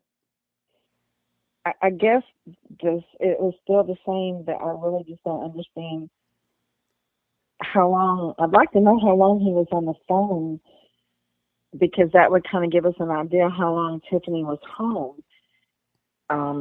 because they had evidence she was home, but they didn't know exactly how long she stayed there because there was still a question about picking up a box of clothes that she might have left at Gray's former residence. So we were trying to establish a timeline, and I was just wondering if they had ever asked Gary how long he was on that phone call that he supposedly was on when Tiffany came home.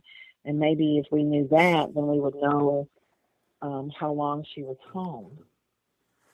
And if when she left the house, was there a gap between the time that she left the house and actually went across the bridge? Was there time for her to have gone anywhere else? And that would have helped me know whether I really thought it was Tiffany driving that car or not across the bridge. So I really, that's the one thing that they never said. I thought that was kind of odd. I never heard them if they said anything about that or not. Now, you had already mentioned earlier in this interview about how you thought it was a little weird that if Tiffany did come home, he claims he never heard her, and you just find that maybe a little hard to believe given the way that house was, and there was like this opening in the closet that you could easily hear through, and if not see through.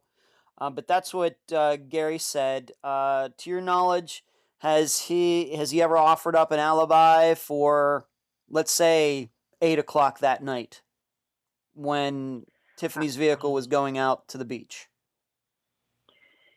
If I never talked to him after that night. I talked to him the next morning briefly. He called me and I told him that the detectives were definitely filing a report and I had a new person that was working on it. And he asked me, had they arrested anyone yet? And I said, for what? I didn't know there was a crime. And he said, well, I just wondered. And that was the end of the last time I talked to Gary. He showed up for several of the searches, and of course, Noelle was there too. And we did some of the stuff out of her studio, but that really was the last time I talked to Gary. And how long ago was that? That was right after Tiffany went missing. So for almost 4. He came up for that, and he got transferred. He took a job and moved to Italy. Sometime within the next 8 or 9 months, I think it was, he moved to Italy and took a job with civil service there. So I haven't seen or talked to him anymore since then.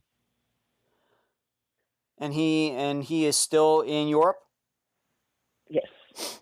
Okay. Yes. So he's kind of, even if the police wanted to talk to him, it'd be a little tough now. Oh, yeah. Uh-huh. To your knowledge... Noelle knows where he is, but I don't know. Okay. I don't have any idea. Do you have any knowledge as to whether his statements have ever contradicted themselves? He said one thing and then said another to somebody else in the last 4.5 years about the disappearance of Tiffany. We had heard, but it was not to our faces, but someone had said, they repeated the story that he had said about he was not home, and that he was not home at that time, yet he had told the police he was, but we've never gotten to talk to him to ask him about that complete story. So all I have is just what the rumor was. I can't confirm it until I know when Gary comes home. I'm going to have a lot of questions. I want to ask him a lot of things, but a lot of gaps I didn't get to find out about, and he's the only one that would know. So other than that, no, I don't know. And we do have to reiterate that his daughter was on the Disappeared episode. And once again, and the listeners know how I feel about the show Disappeared. I think it does generally a good service getting missing persons cases out there. But on the other hand, sometimes it leaves very important facts out of the stories, and also sometimes interviews people who maybe shouldn't be interviewed. And I have to tell you that it seems weird to me that they would interview the daughter of the roommate of Tiffany when it could be seen in some respects that Gary should still continue to be a person of interest to be talked to a little bit more about Tiffany's disappearance. I mean, what do you think about that? Well, there was a lot. That's not the only area, but I agree with you. probably wasn't the best idea to have had that interview like that. And you're right, it does. It makes it hard. Gary had a lot of threats made against him, apparently, Noel said on his Facebook account, and he had to close it down after the Disappeared episode showed. And I had warned Noel when they did it that the public were going to question why a 50-something-year-old man would want to live with a girl half his age, and especially once they find out he's moved to Italy, it's going to make him look suspicious whether he is or not. And that there was absolutely nothing I could do about it. I gave her the chance to back out, and it was a tough time between us at that point. I'm wanting to get the truth out there, and of course I know Noelle's feeling protective of her dad, and that's a tough situation there. And we were deeply in debt to Noelle for everything she's done, so we certainly wouldn't do anything to personally cause her damage or anything, but we knew that once that story got out, it was going to cause questions and suspicions, and we done everything we could to warn her of that and help her get through that. So it's made for a tough situation. Now, before we get into this next person, I want to ask you something. Once again, it's been 4.5 years since your daughter disappeared.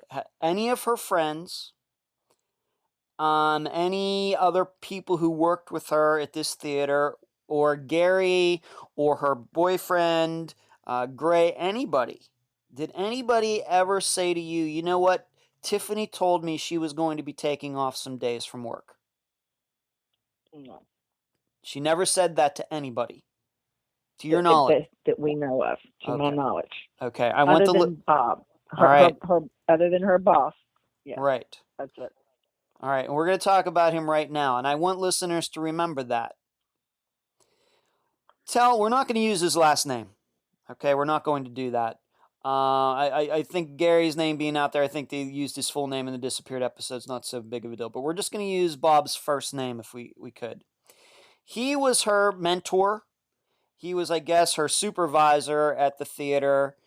How long had Tiffany and Bob known each other? Had you ever met him before Tiffany disappeared? And what did Tiffany have to say about him? What did you think about him before Tiffany disappeared? Just set that relationship up if you could. Well, no, we never met him. We knew of him because Tiffany would, she'd run by things with us on the weekends, like, I'm thinking about doing this, or I might want to do this. And we would give her our opinion, and she would always chime in with, well, Bob said, and I asked Bob about it, and Bob told me. So after a while, we finally realized that Bob was not one of her co-workers, but her boss. And so we knew that Tiffany was confiding in him because it came up in a lot of our conversations, and especially when it came time for Gray to leave. But we never met him, didn't know anything about him other than that we knew that she valued his opinion a lot. And how long do you think that Tiffany and Bob knew each other before she disappeared? I believe, I know it's been over a year, but she and Kyle and Michael all worked at the same time for Bob, and I know she had worked part-time for him before she went full-time, so I know it was over a year. When did you find out that Tiffany had told him that she said that she was going to be taking off a few days, or maybe that next week, maybe the rest of the week? She disappeared on a Monday, maybe the rest of the week, Tuesday through Friday.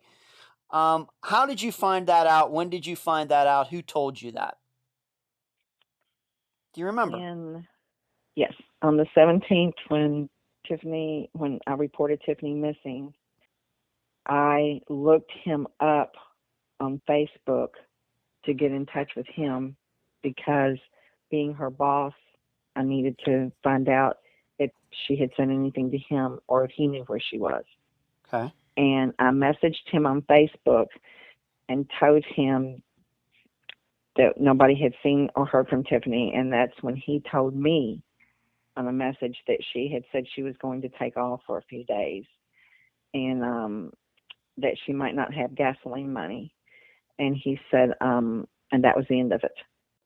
Would you, in your opinion, say that he sounded concerned? Did he say that what she told me she was going to be doing this on those days off, anything like that?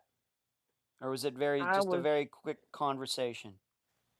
It was a quick message, and at that point, I had no reason to really jump back on him for any reason, because at this point, you got to remember, I still didn't think Tiffany was missing. Mm-hmm.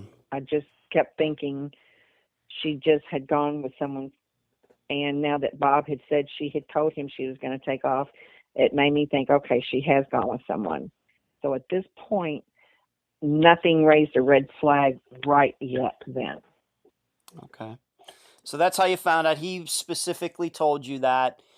Do you know if the police ever talked to him in regards to Tiffany's disappearance? Did they ever go over there, talk to him, just to get his rundown of what happened that day, being that she saw him, she was at work, and then she left a few minutes early? Do you know if the police ever talked to him? They did. I think it took them a day or so to catch up with him.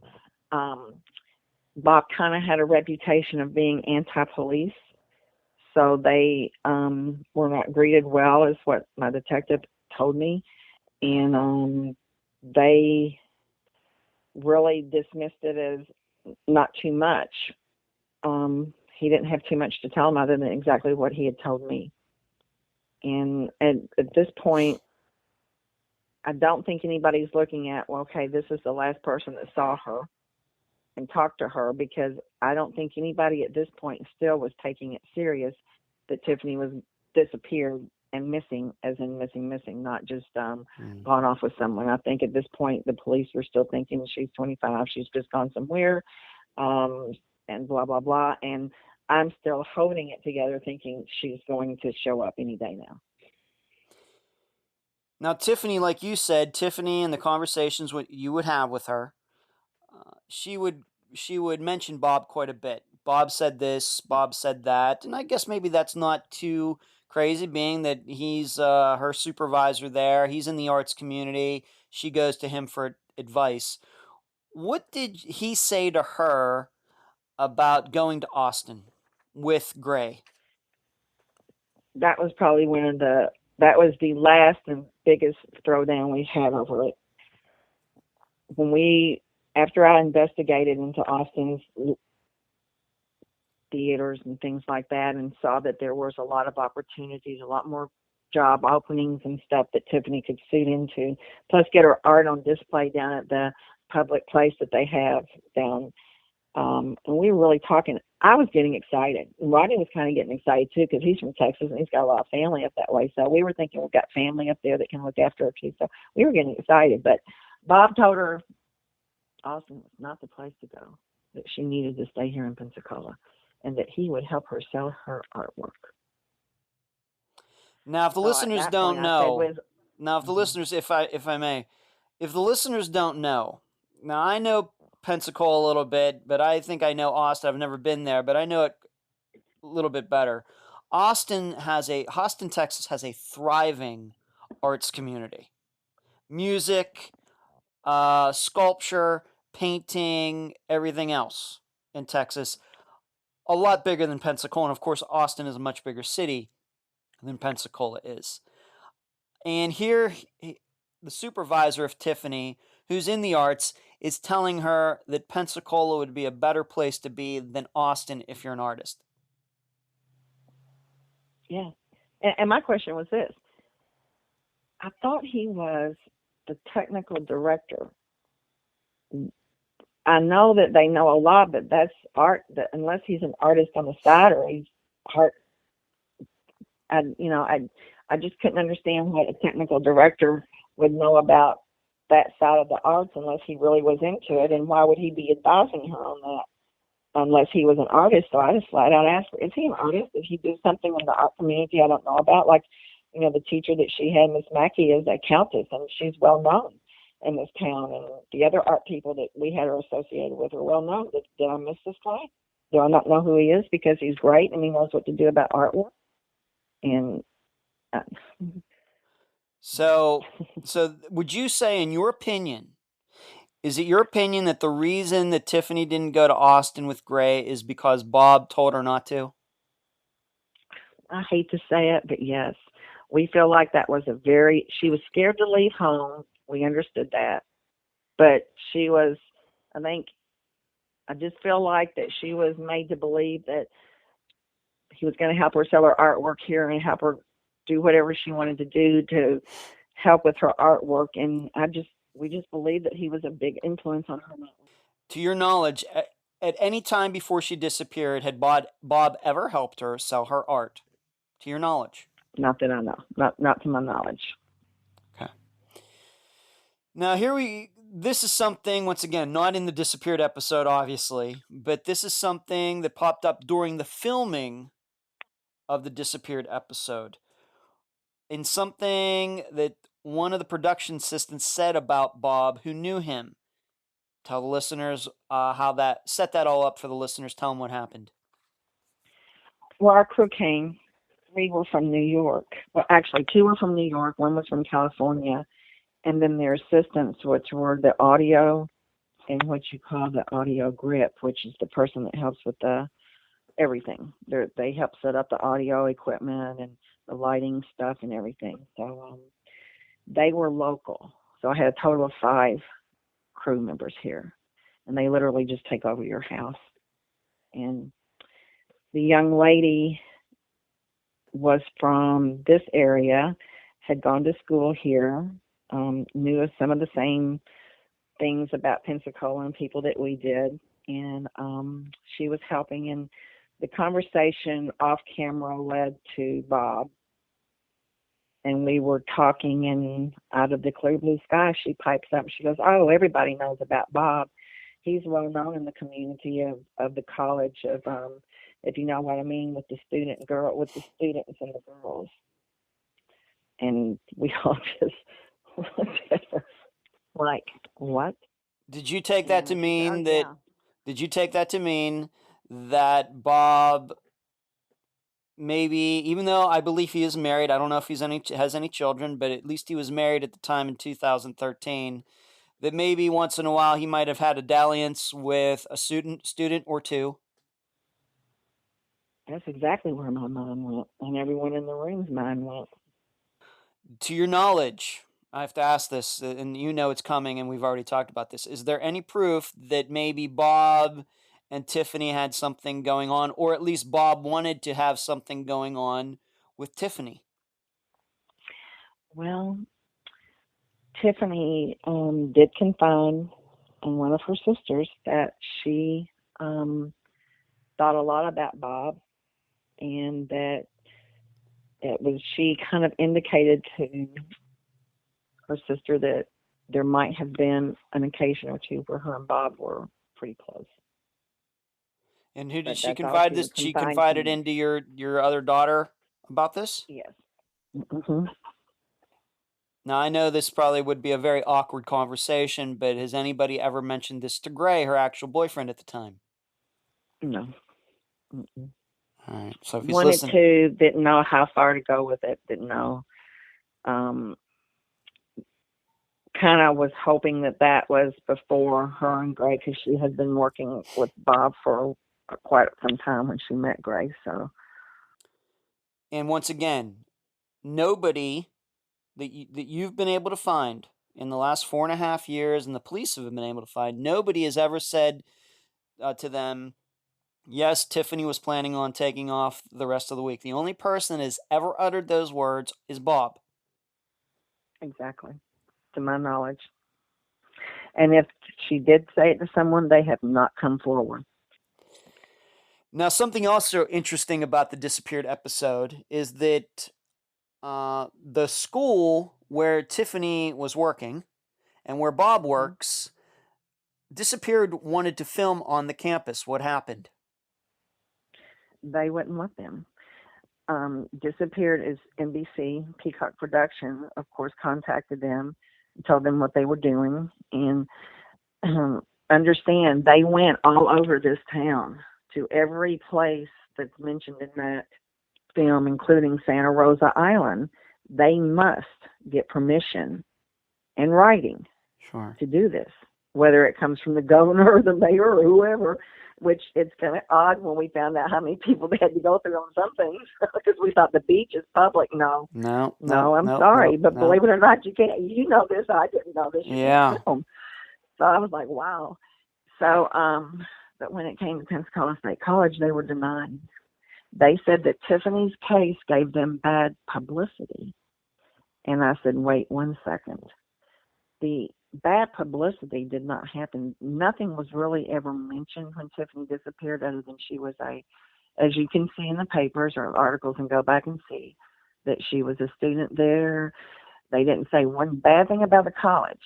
What happened is 2 weeks after Tiffany disappeared, a young man who, for his second time, decided to go into the library and relieve himself of seminal fluid everywhere in public for his second time, was caught this time and arrested. And then a week later, something else happens out there. Someone gets killed. That's where the bad publicity came from, not my daughter. My daughter's case never brought anything bad to light. I never even told them about the lack of lighting or security at the college. We never went there with that. Not one time. Not once. So that's where the bad publicity came from. But they wouldn't let them on the campus. They told them that none of us were welcome on the campus. Do you at any time, did you suspect that maybe Bob might have been behind them not doing any filming on campus? You know, at this point, now I am. At that time, I was like, huh? You know, really? It sounded more to me like someone had something to hide, or it's like they didn't want people there talking to anyone, which, to my knowledge, I don't even know how many students. Everyone that saw Tiffany that day should have been interviewed. Don't just go there and interview them. Call them down to the station and interview them. I don't care. They need to be professionally interviewed. Bob was the last person, Ed, to see Tiffany alive, unless someone's lying. In between that house and Gary, those are the only two people that have been in that window of time with her. Who, you know, that's who I would have been looking at right away. The last person to see her alive. He should have given them a description of what she had on. To this day, we don't have a description of what Tiffany had on. Why? Where is that? Is that not part of a routine investigation? Is what the person had on? Isn't that what you see? You know, I mean, on photo, you know, wearing this and wearing that. These are questions, and I'm like, what happened here? To me, I would have started there and worked my way down the ladder. But now I've learned this in 4 years, 4.5 years. This has been my life. Investigative reporting, I guess. I don't know, but this is just, to me, common knowledge. Yeah. All right. So we have Bob, once again, a mentor. Maybe seems like he gave Tiffany some, not the smartest advice, at least. And I'm a guy who's been in the arts, in entertainment, worked in Las Vegas in entertainment. Even people in Las Vegas know that Austin is a great place for the arts. Here he is in Pensacola, Florida, telling Tiffany not to go to Texas. Maybe he had a personal interest in doing that. She confides to her sister that maybe she and Bob had something going on. And on top of that, on top of everything else, a girl who went to that college, who knew Bob, that worked on the Disappeared episode, said that he had kind of a reputation. So that all has to be, I think, considered on top of anything else we want to think about regarding this case. There is one more topic here regarding any sort of suspects or anything like the person of interest, or maybe people in Tiffany's orbit. And this is a homeless person out at the beach. there was a guy with red shorts and no shirt. What is that entire story, if you can explain it to the listeners?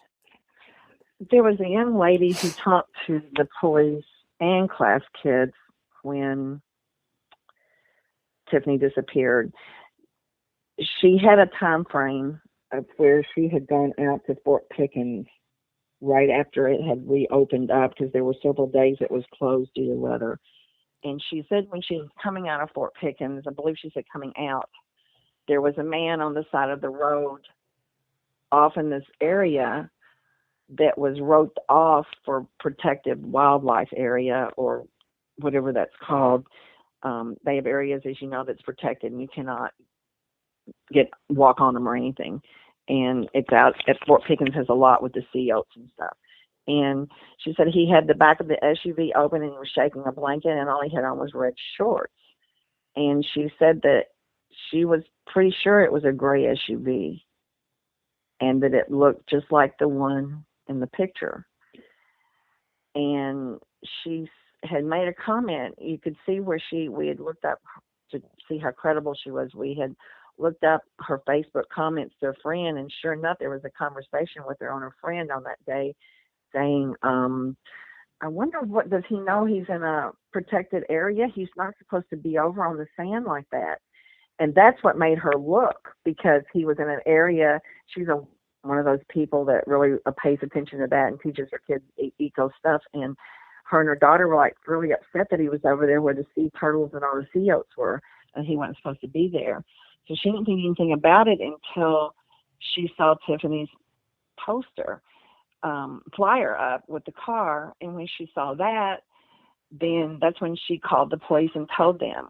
Well, somehow or another, that lead got pushed to the side, and 2 years goes by, and she calls me or messaged me on Tiffany's page after 2 years and tells me that she just can't dismiss the fact that she hasn't seen, or no one's ever called her and asked her about her seeing that guy to see if that might have been Tiffany's car at that time.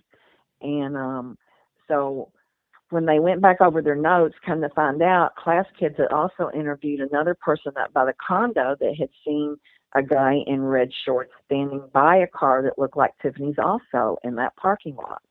So we had two people at two different times see Tiffany's car in two different places, with a guy with, or what they think is allegedly Tiffany's car, in two different places, both with the same description of the men. So it was kind of we didn't think it was much of a coincidence that would have happened. So they did their best to follow up on the lead, but never could get anything to help them. I mean, nobody came forward saying, yes, they remember the guy in the red shorts, except those two people. And so that was the end of that. Was there a story, though, connected to all this regarding a woman who was sketching? And did they think maybe that There could have was been Tiffany? There was another person that said that they notified me that they were out there and they saw a girl sketching, and that a homeless guy that had been hanging out in the area and everybody knew him had been out there at the same time, and that they had called the police to run him away, and he was well known and everything, and that they had called the police and said that there was a woman out there sketching by herself, and this guy was out there walking around. The police said they had no record of anything like that, and the guy has not been able to be found out at Pensacola Beach. And the young lady said that she believes that he's moved down to Navarre, and that he is could be questioned down there. So I'm not sure if there was any officers out to follow up on that. I personally couldn't find him. I have several people out with class kids that continue to look around for this guy when they're out in that area, but we so far have not found him. And being that we mentioned the artwork in Tiffany's vehicle that you eventually did see, was there any kind of what you might call sketchings in her car, or was it just paintings, would you say? No, they were artwork. And one of the first things, Noel and I went through the house and we looked at all the artwork, and we both tried to think of anything. And when Gary was saying that Tiffany was going in and out of the house, our conclusion, Bob, was that Tiffany was loading up artwork in her car that morning. Because there was nothing else in her car, no tent, no nothing, like she wasn't loading up suitcases or anything. But one of these pieces of art is large. It would have taken her 2 trips to carry it out one at a time. And I believe that Tiffany had that artwork in her car because she was taking that artwork to sell it.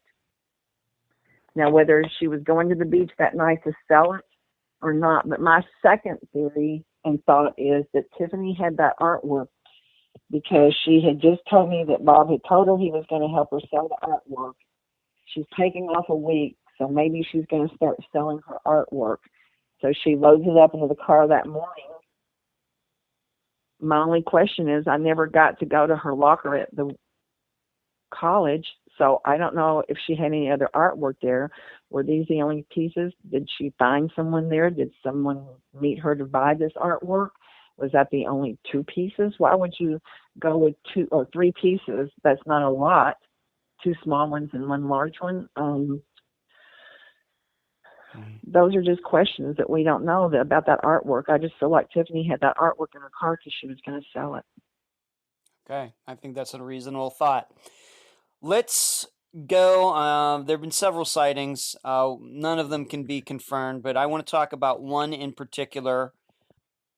This is one that happened at a restaurant or something. How long was this after Tiffany disappeared?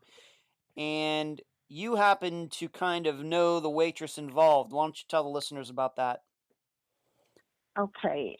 We had set up an anonymous tip line, and in January of 2014, on that anonymous tip line, we received a tip that said that this person worked at Mr. Ed's over in Metairie, and that she had a woman with 2 young girls come in to eat, and she waited on them. And that what struck her odd was that the 2 girls, they never looked up. The woman was Hispanic. The 2 girls had their clothes pulled down over their hands. And she said when the other girl looked up to ask her a question about some food, that she thought it was Tiffany. She said she looked just like Tiffany, and that she took the order, went back, came back, and the young girl asked her a couple of questions, and she said, you look just like that girl that's missing in Pensacola. And when the waitress came back to bring them their food, they got their food, and they asked for bags to go, and they left. So I knew one person that I used to work with here in Pensacola that was really good friends of mine, and she lived in New Orleans. And I wasn't sure where she lived, but I thought, let me call her and see what she knows about Mr. Ed's. So I picked up the phone and I called Lisa, and I asked her, I said, Lisa, what do you know about Mr. Ed's restaurant in Metairie? She goes, I know Bonnie, my sister-in-law, works there. And she said, I think that, did she get a hold of you? And I said, she said, she thinks she saw Tiffany in the restaurant, but that was in December. Now in December the 6th, or no, December the 10th, I think it was, December the 7th it was when she saw them. And she didn't send the tip to us on the anonymous line until January the 6th of 2014. So when I called the restaurant and talked to the manager right away. He called the guy that does the video audio part and the company that does it, and it's only a 2-week feed, so it typed over it, so they didn't have any way of going back to get it. But they did have video.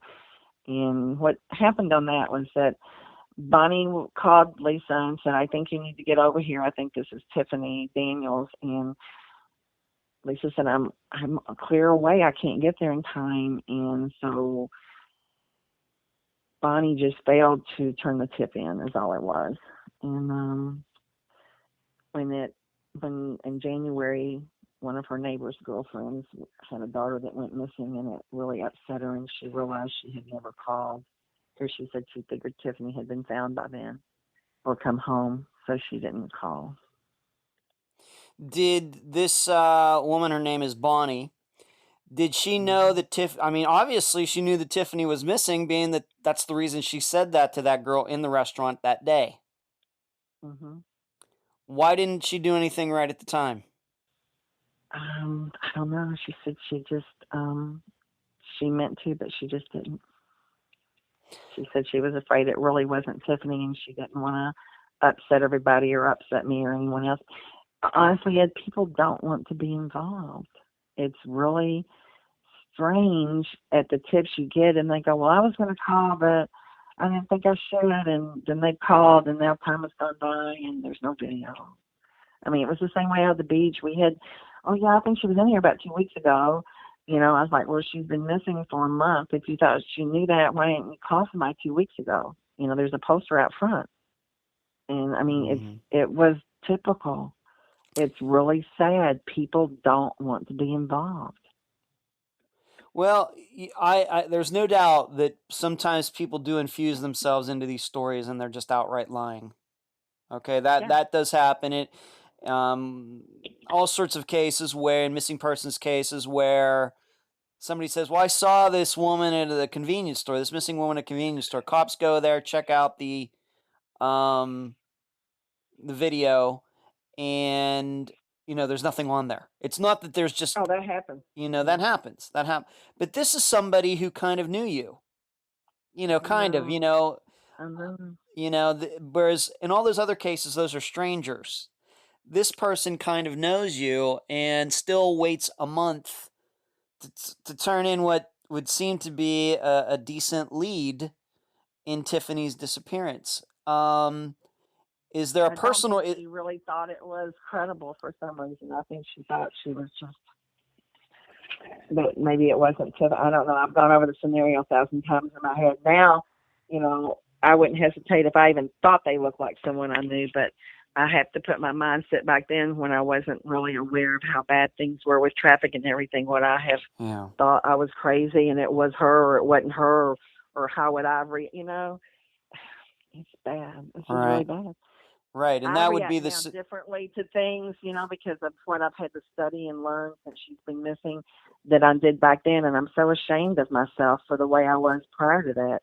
No one should wait till this hits home for them to really understand that there's a problem. But I think I was just like the majority of the world. And I thought it happened in third world countries. Nothing was going on here. And I'm just, I'm putting my nose where it doesn't belong. And that's the mindset that we as America have given ourselves. I don't see it. I have my blinders on. It's not happening to me. It's not happening. Put my blinders on. I don't care what's happening outside my blinders. I don't want to know. And that's just a mindset. But that's why it keeps happening, is because those of us that had our blinders on, oh, that's never going to happen again. And I hope that people understand that it can happen to you. It can happen to anybody. Do you think that there are any personal reasons that this Bonnie did not turn that information in at the time? No. Mm. Okay, she's never had any problems with the law or anything. She didn't have any outstanding warrants or anything. Whereas if she popped up on the police's radar, that they might take her in for something else, anything like that. Well, yes. I think I know Bonnie had a very big past in New Orleans, and I think that the thought that she might get tangled up with that again and get in trouble probably did cross her mind. Do I personally know everything she did back in those days? No, but I know that she probably did have some concerns as to why she didn't want to get involved with the police or anything that had to do with them. All right, so maybe it's a scenario where Tiffany gets set up somewhere. She gets lured somewhere by somebody who's going to buy her artwork. She maybe says, "Meet me out at the beach. I'll buy it from you there." She gets out there. Something happens. Possible. Well, I'll tell you the reason this lead hit us so hard, and this was the first lead that gave us a reason to think that trafficking could be, Mm-hmm. instead of the drowning, that was what they were leading us to want to believe, that maybe she drowned, which was our first thought. It could have happened, but there's things that would have happened since then that hasn't happened, and so we got away. And once this lead came through, I was reading the paper, and in Panama City in June of 2013, a young woman was in her front yard, and guys in a van pulled up and grabbed her. when she came to, they were in Mississippi in a hotel, and they had drugged her. She was naked, and they had her in the bathroom. Well, she came to, she climbed out the bathroom window, went down the road, got help, and they apprehended one of the guys, and they told her they were taking her to Louisiana for prostitution. They were going to take her to Louisiana to sell her. And that case came about with that guy getting an ankle bracelet only. And when she went back to Panama City, the other guy came after her, and they caught him too. Never heard too much about the case, and I said to my husband, there's something not right about that. Well, a couple of years ago, Pensacola had an undercover sting by Homeland Security that even Pensacola Police Department didn't know about because they weren't part of it. I think we had 3 agencies come in here, and over on, I think it was 49th Avenue, they raided a trailer that had young girls and women in it being held, and they arrested something like 5 or 6 men, and it was a ring that they had been looking at for 2 years.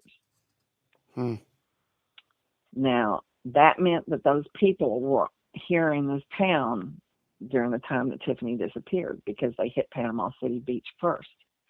And there was a woman that called, and Deborah told me that she was pretty sure that she saw Tiffany walking with a group of people or stumbling around with a group of people going down the boardwalk. And this was the day before they found her car, which would have been the 19th. No, it would have been the 18th that she said that she saw her on a Sunday. And she was stumbling going down with a bunch of people. And it was like there was a whole group of people there. And she said she remembered what some of the guys and the girls looked like. And she was, every time the girl stopped to gaze down, they said, keep going, and kept nudging her. And the guy in front was leading them. She says, it was like the whole group of them, they knew where they were going. She says, but I swear it looked like your daughter. So she talked to the police and told them that lead when Tiffany disappeared. Well, when she heard about this bust, she wanted to see pictures of these people, because she swears to this day that she won't forget what those people look like, that she could identify at least 2 of them for sure. But I've never been able to obtain pictures of the people they arrested and that, so she could see them. But it made a lot of sense to us when we started looking at this, that she saw a group of people, whether it was Tiffany with them or not, we don't know. But it just confirms to me that those people were on our beach. To me, it makes a lot of sense, and it follows exactly what they do, that they would have been trolling our beach from Panama City to Pensacola, about that time. And for her, that came out in January when they finally published that. So January of what year? January of what year? 2014. Okay. So she came. There were some pretty bad people in this town during the time that Tiffany disappeared. Could it be a coincidence? If you believe in coincidences, yes. If not, then could it be a reality? Yes, it could be. And like I said, whether they took Tiffany or not, they could have taken someone else that might not have even been from here. We don't know what all they did. But it was a reality to us, a reality check that it can happen, and it can happen right here because it happened in Panama City. So, people think it can't happen, but it can. What do you say to those people who say that, well, it's pretty clear to them that Tiffany parked her car, got out of it, and went down to the beach, went for a swim, and drowned? Any chance of that? Have the police ever talked to you about that? That was their first thing, is that they really thought she had gone out. And I surveyed the situation. Could she have swam? We have a very weird current here. From what they described to me, and from what the marine people have said, is we have a strange current that doesn't run the way you think it would run. It's not a normal running current. It runs opposite of what you would think.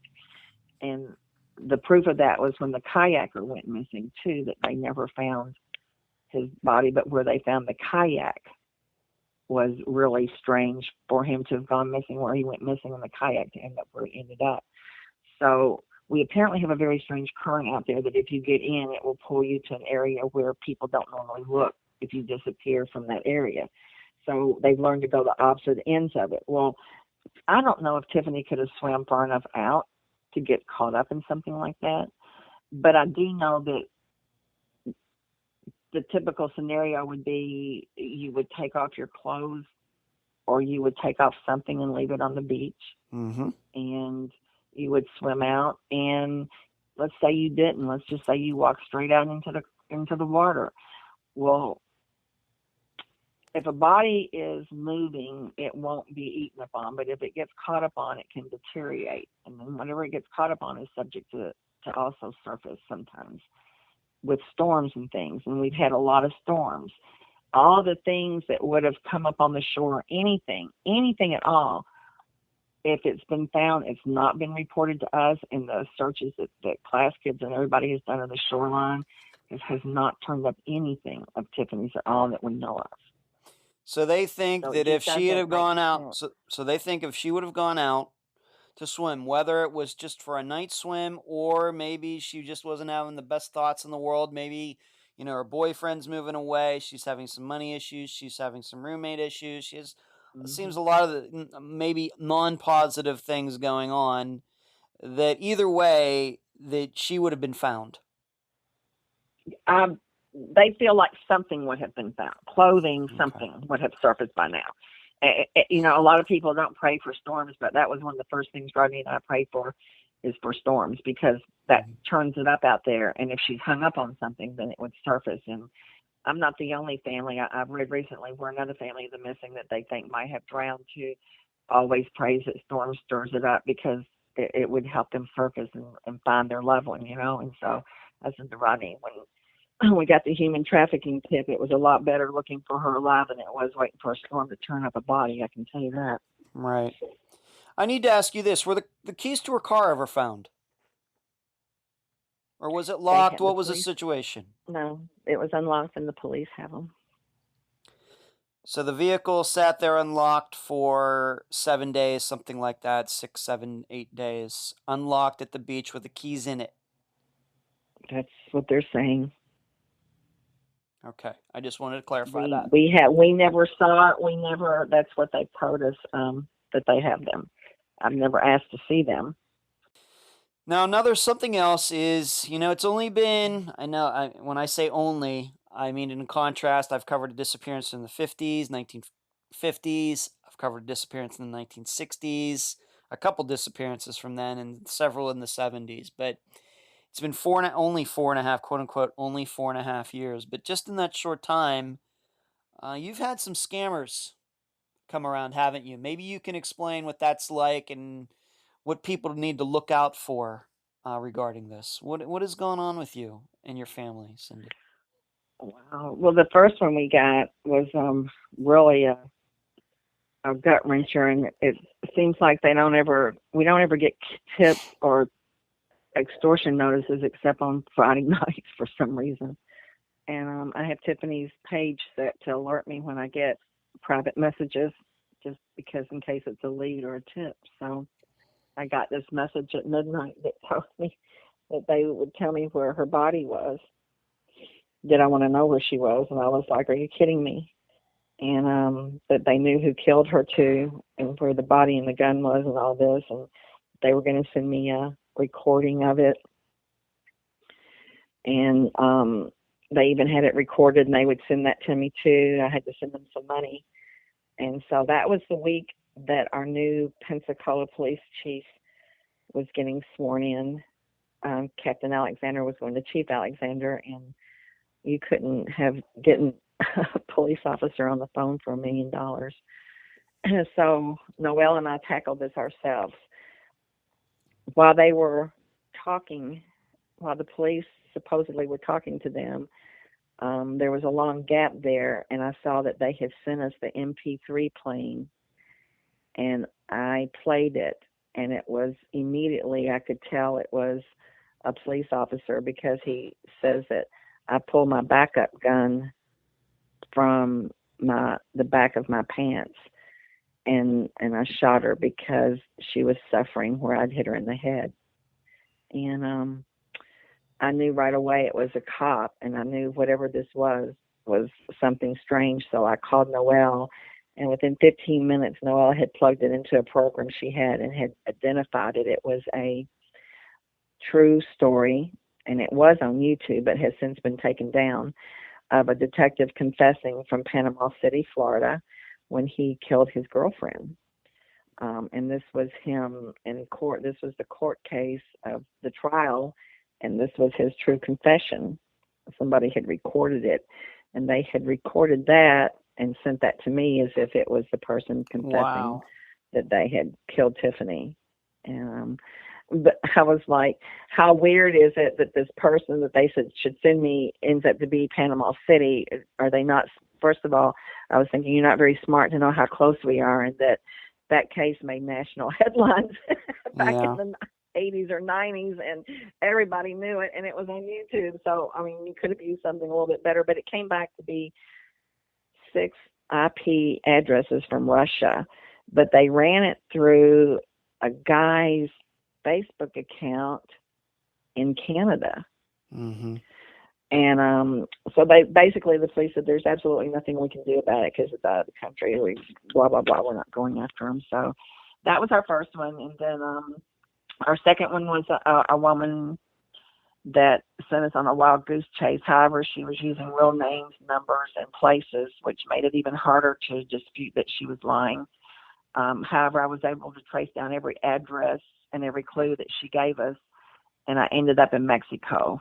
In Mexico, the address in Mexico, we had a connection there that was able to check that out too, and we were able to reveal her as a scammer, and I plastered that all over Facebook. And then I recently had the most dangerous one to me is the most recent one, Ed, which was a person who actually has a company name on the internet and is on LinkedIn.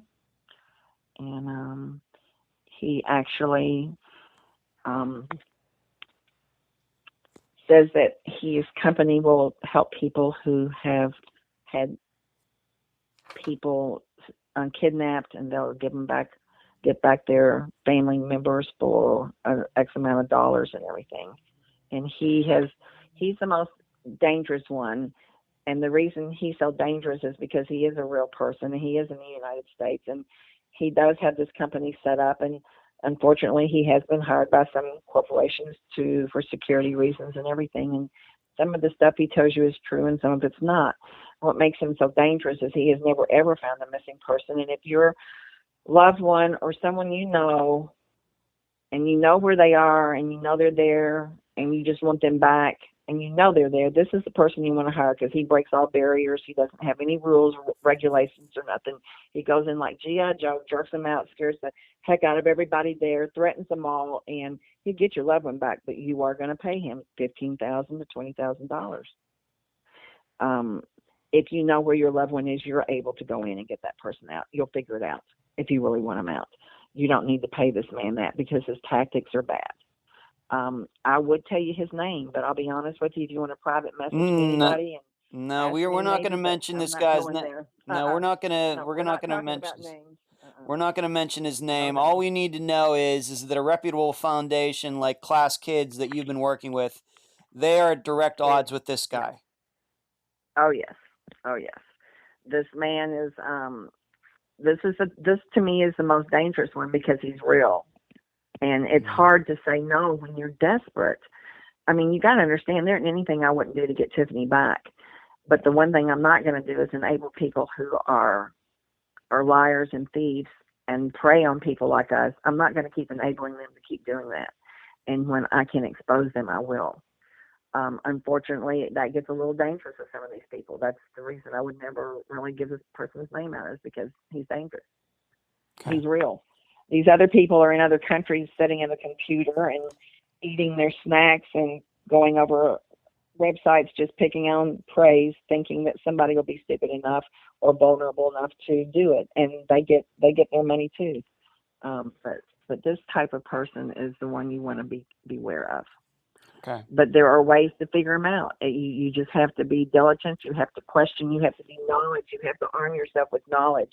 You cannot let your emotions take over, because you got to understand this is a person that could be looking for your kid, and you want to make sure that you're well aware of everything about them.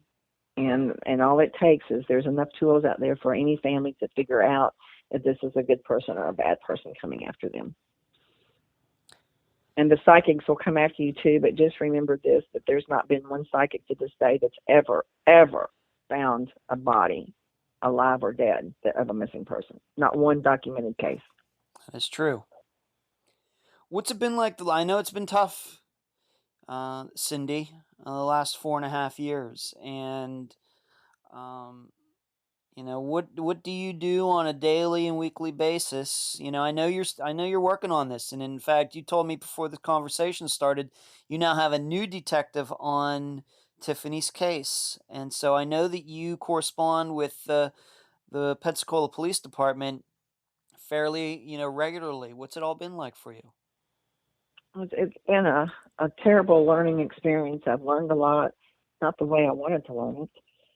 It's also been sad because seeing the things that I see and knowing the law and the way it works, it is hard to keep your faith in the law, because it does seem like in so many instances the smallest thing can set a criminal free. And I think that we all need to pay attention to the laws and lobby for better laws for things and for punishment for the criminals that commit these laws, commit these heinous crimes such as trafficking and crimes against children and people, period. But it's been very hard, but it's been a very big learning experience. Met a lot of good people. I can truly say that the Disappeared episode, which we didn't really ever want to do any shows like that, and we were scared to, didn't think we could do it. But I get messages from all over the world. Some of them in English, some of them not. Some of them take me a while to decipher, but I respond to each and every one of them the best I can. And I can literally say the whole world is looking for Tiffany. So it's given me a new perspective on humanity and just how far people get touched by certain situations.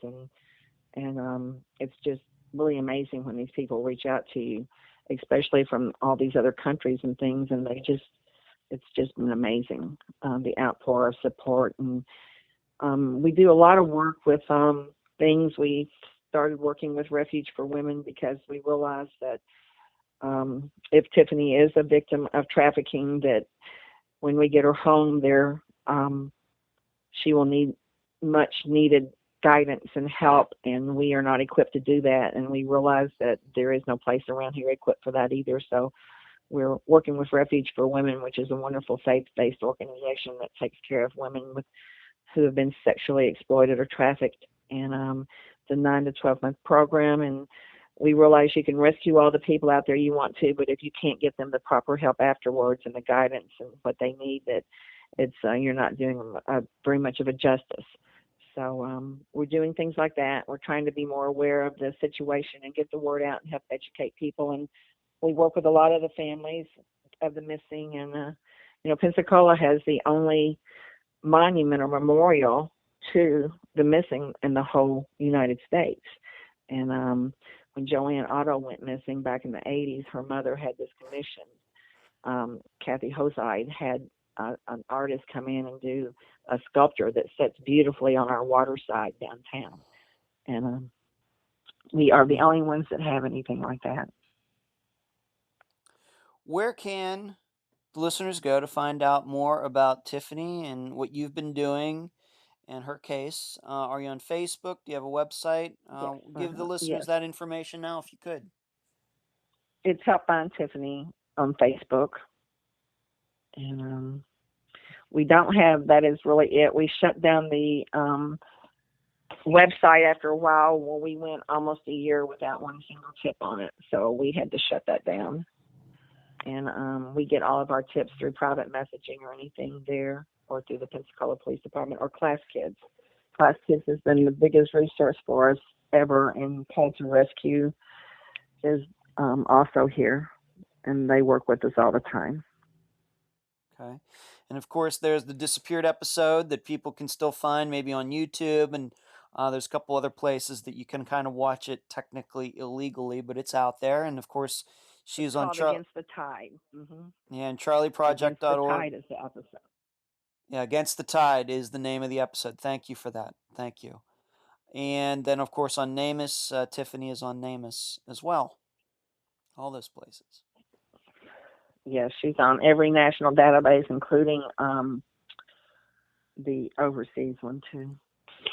Okay.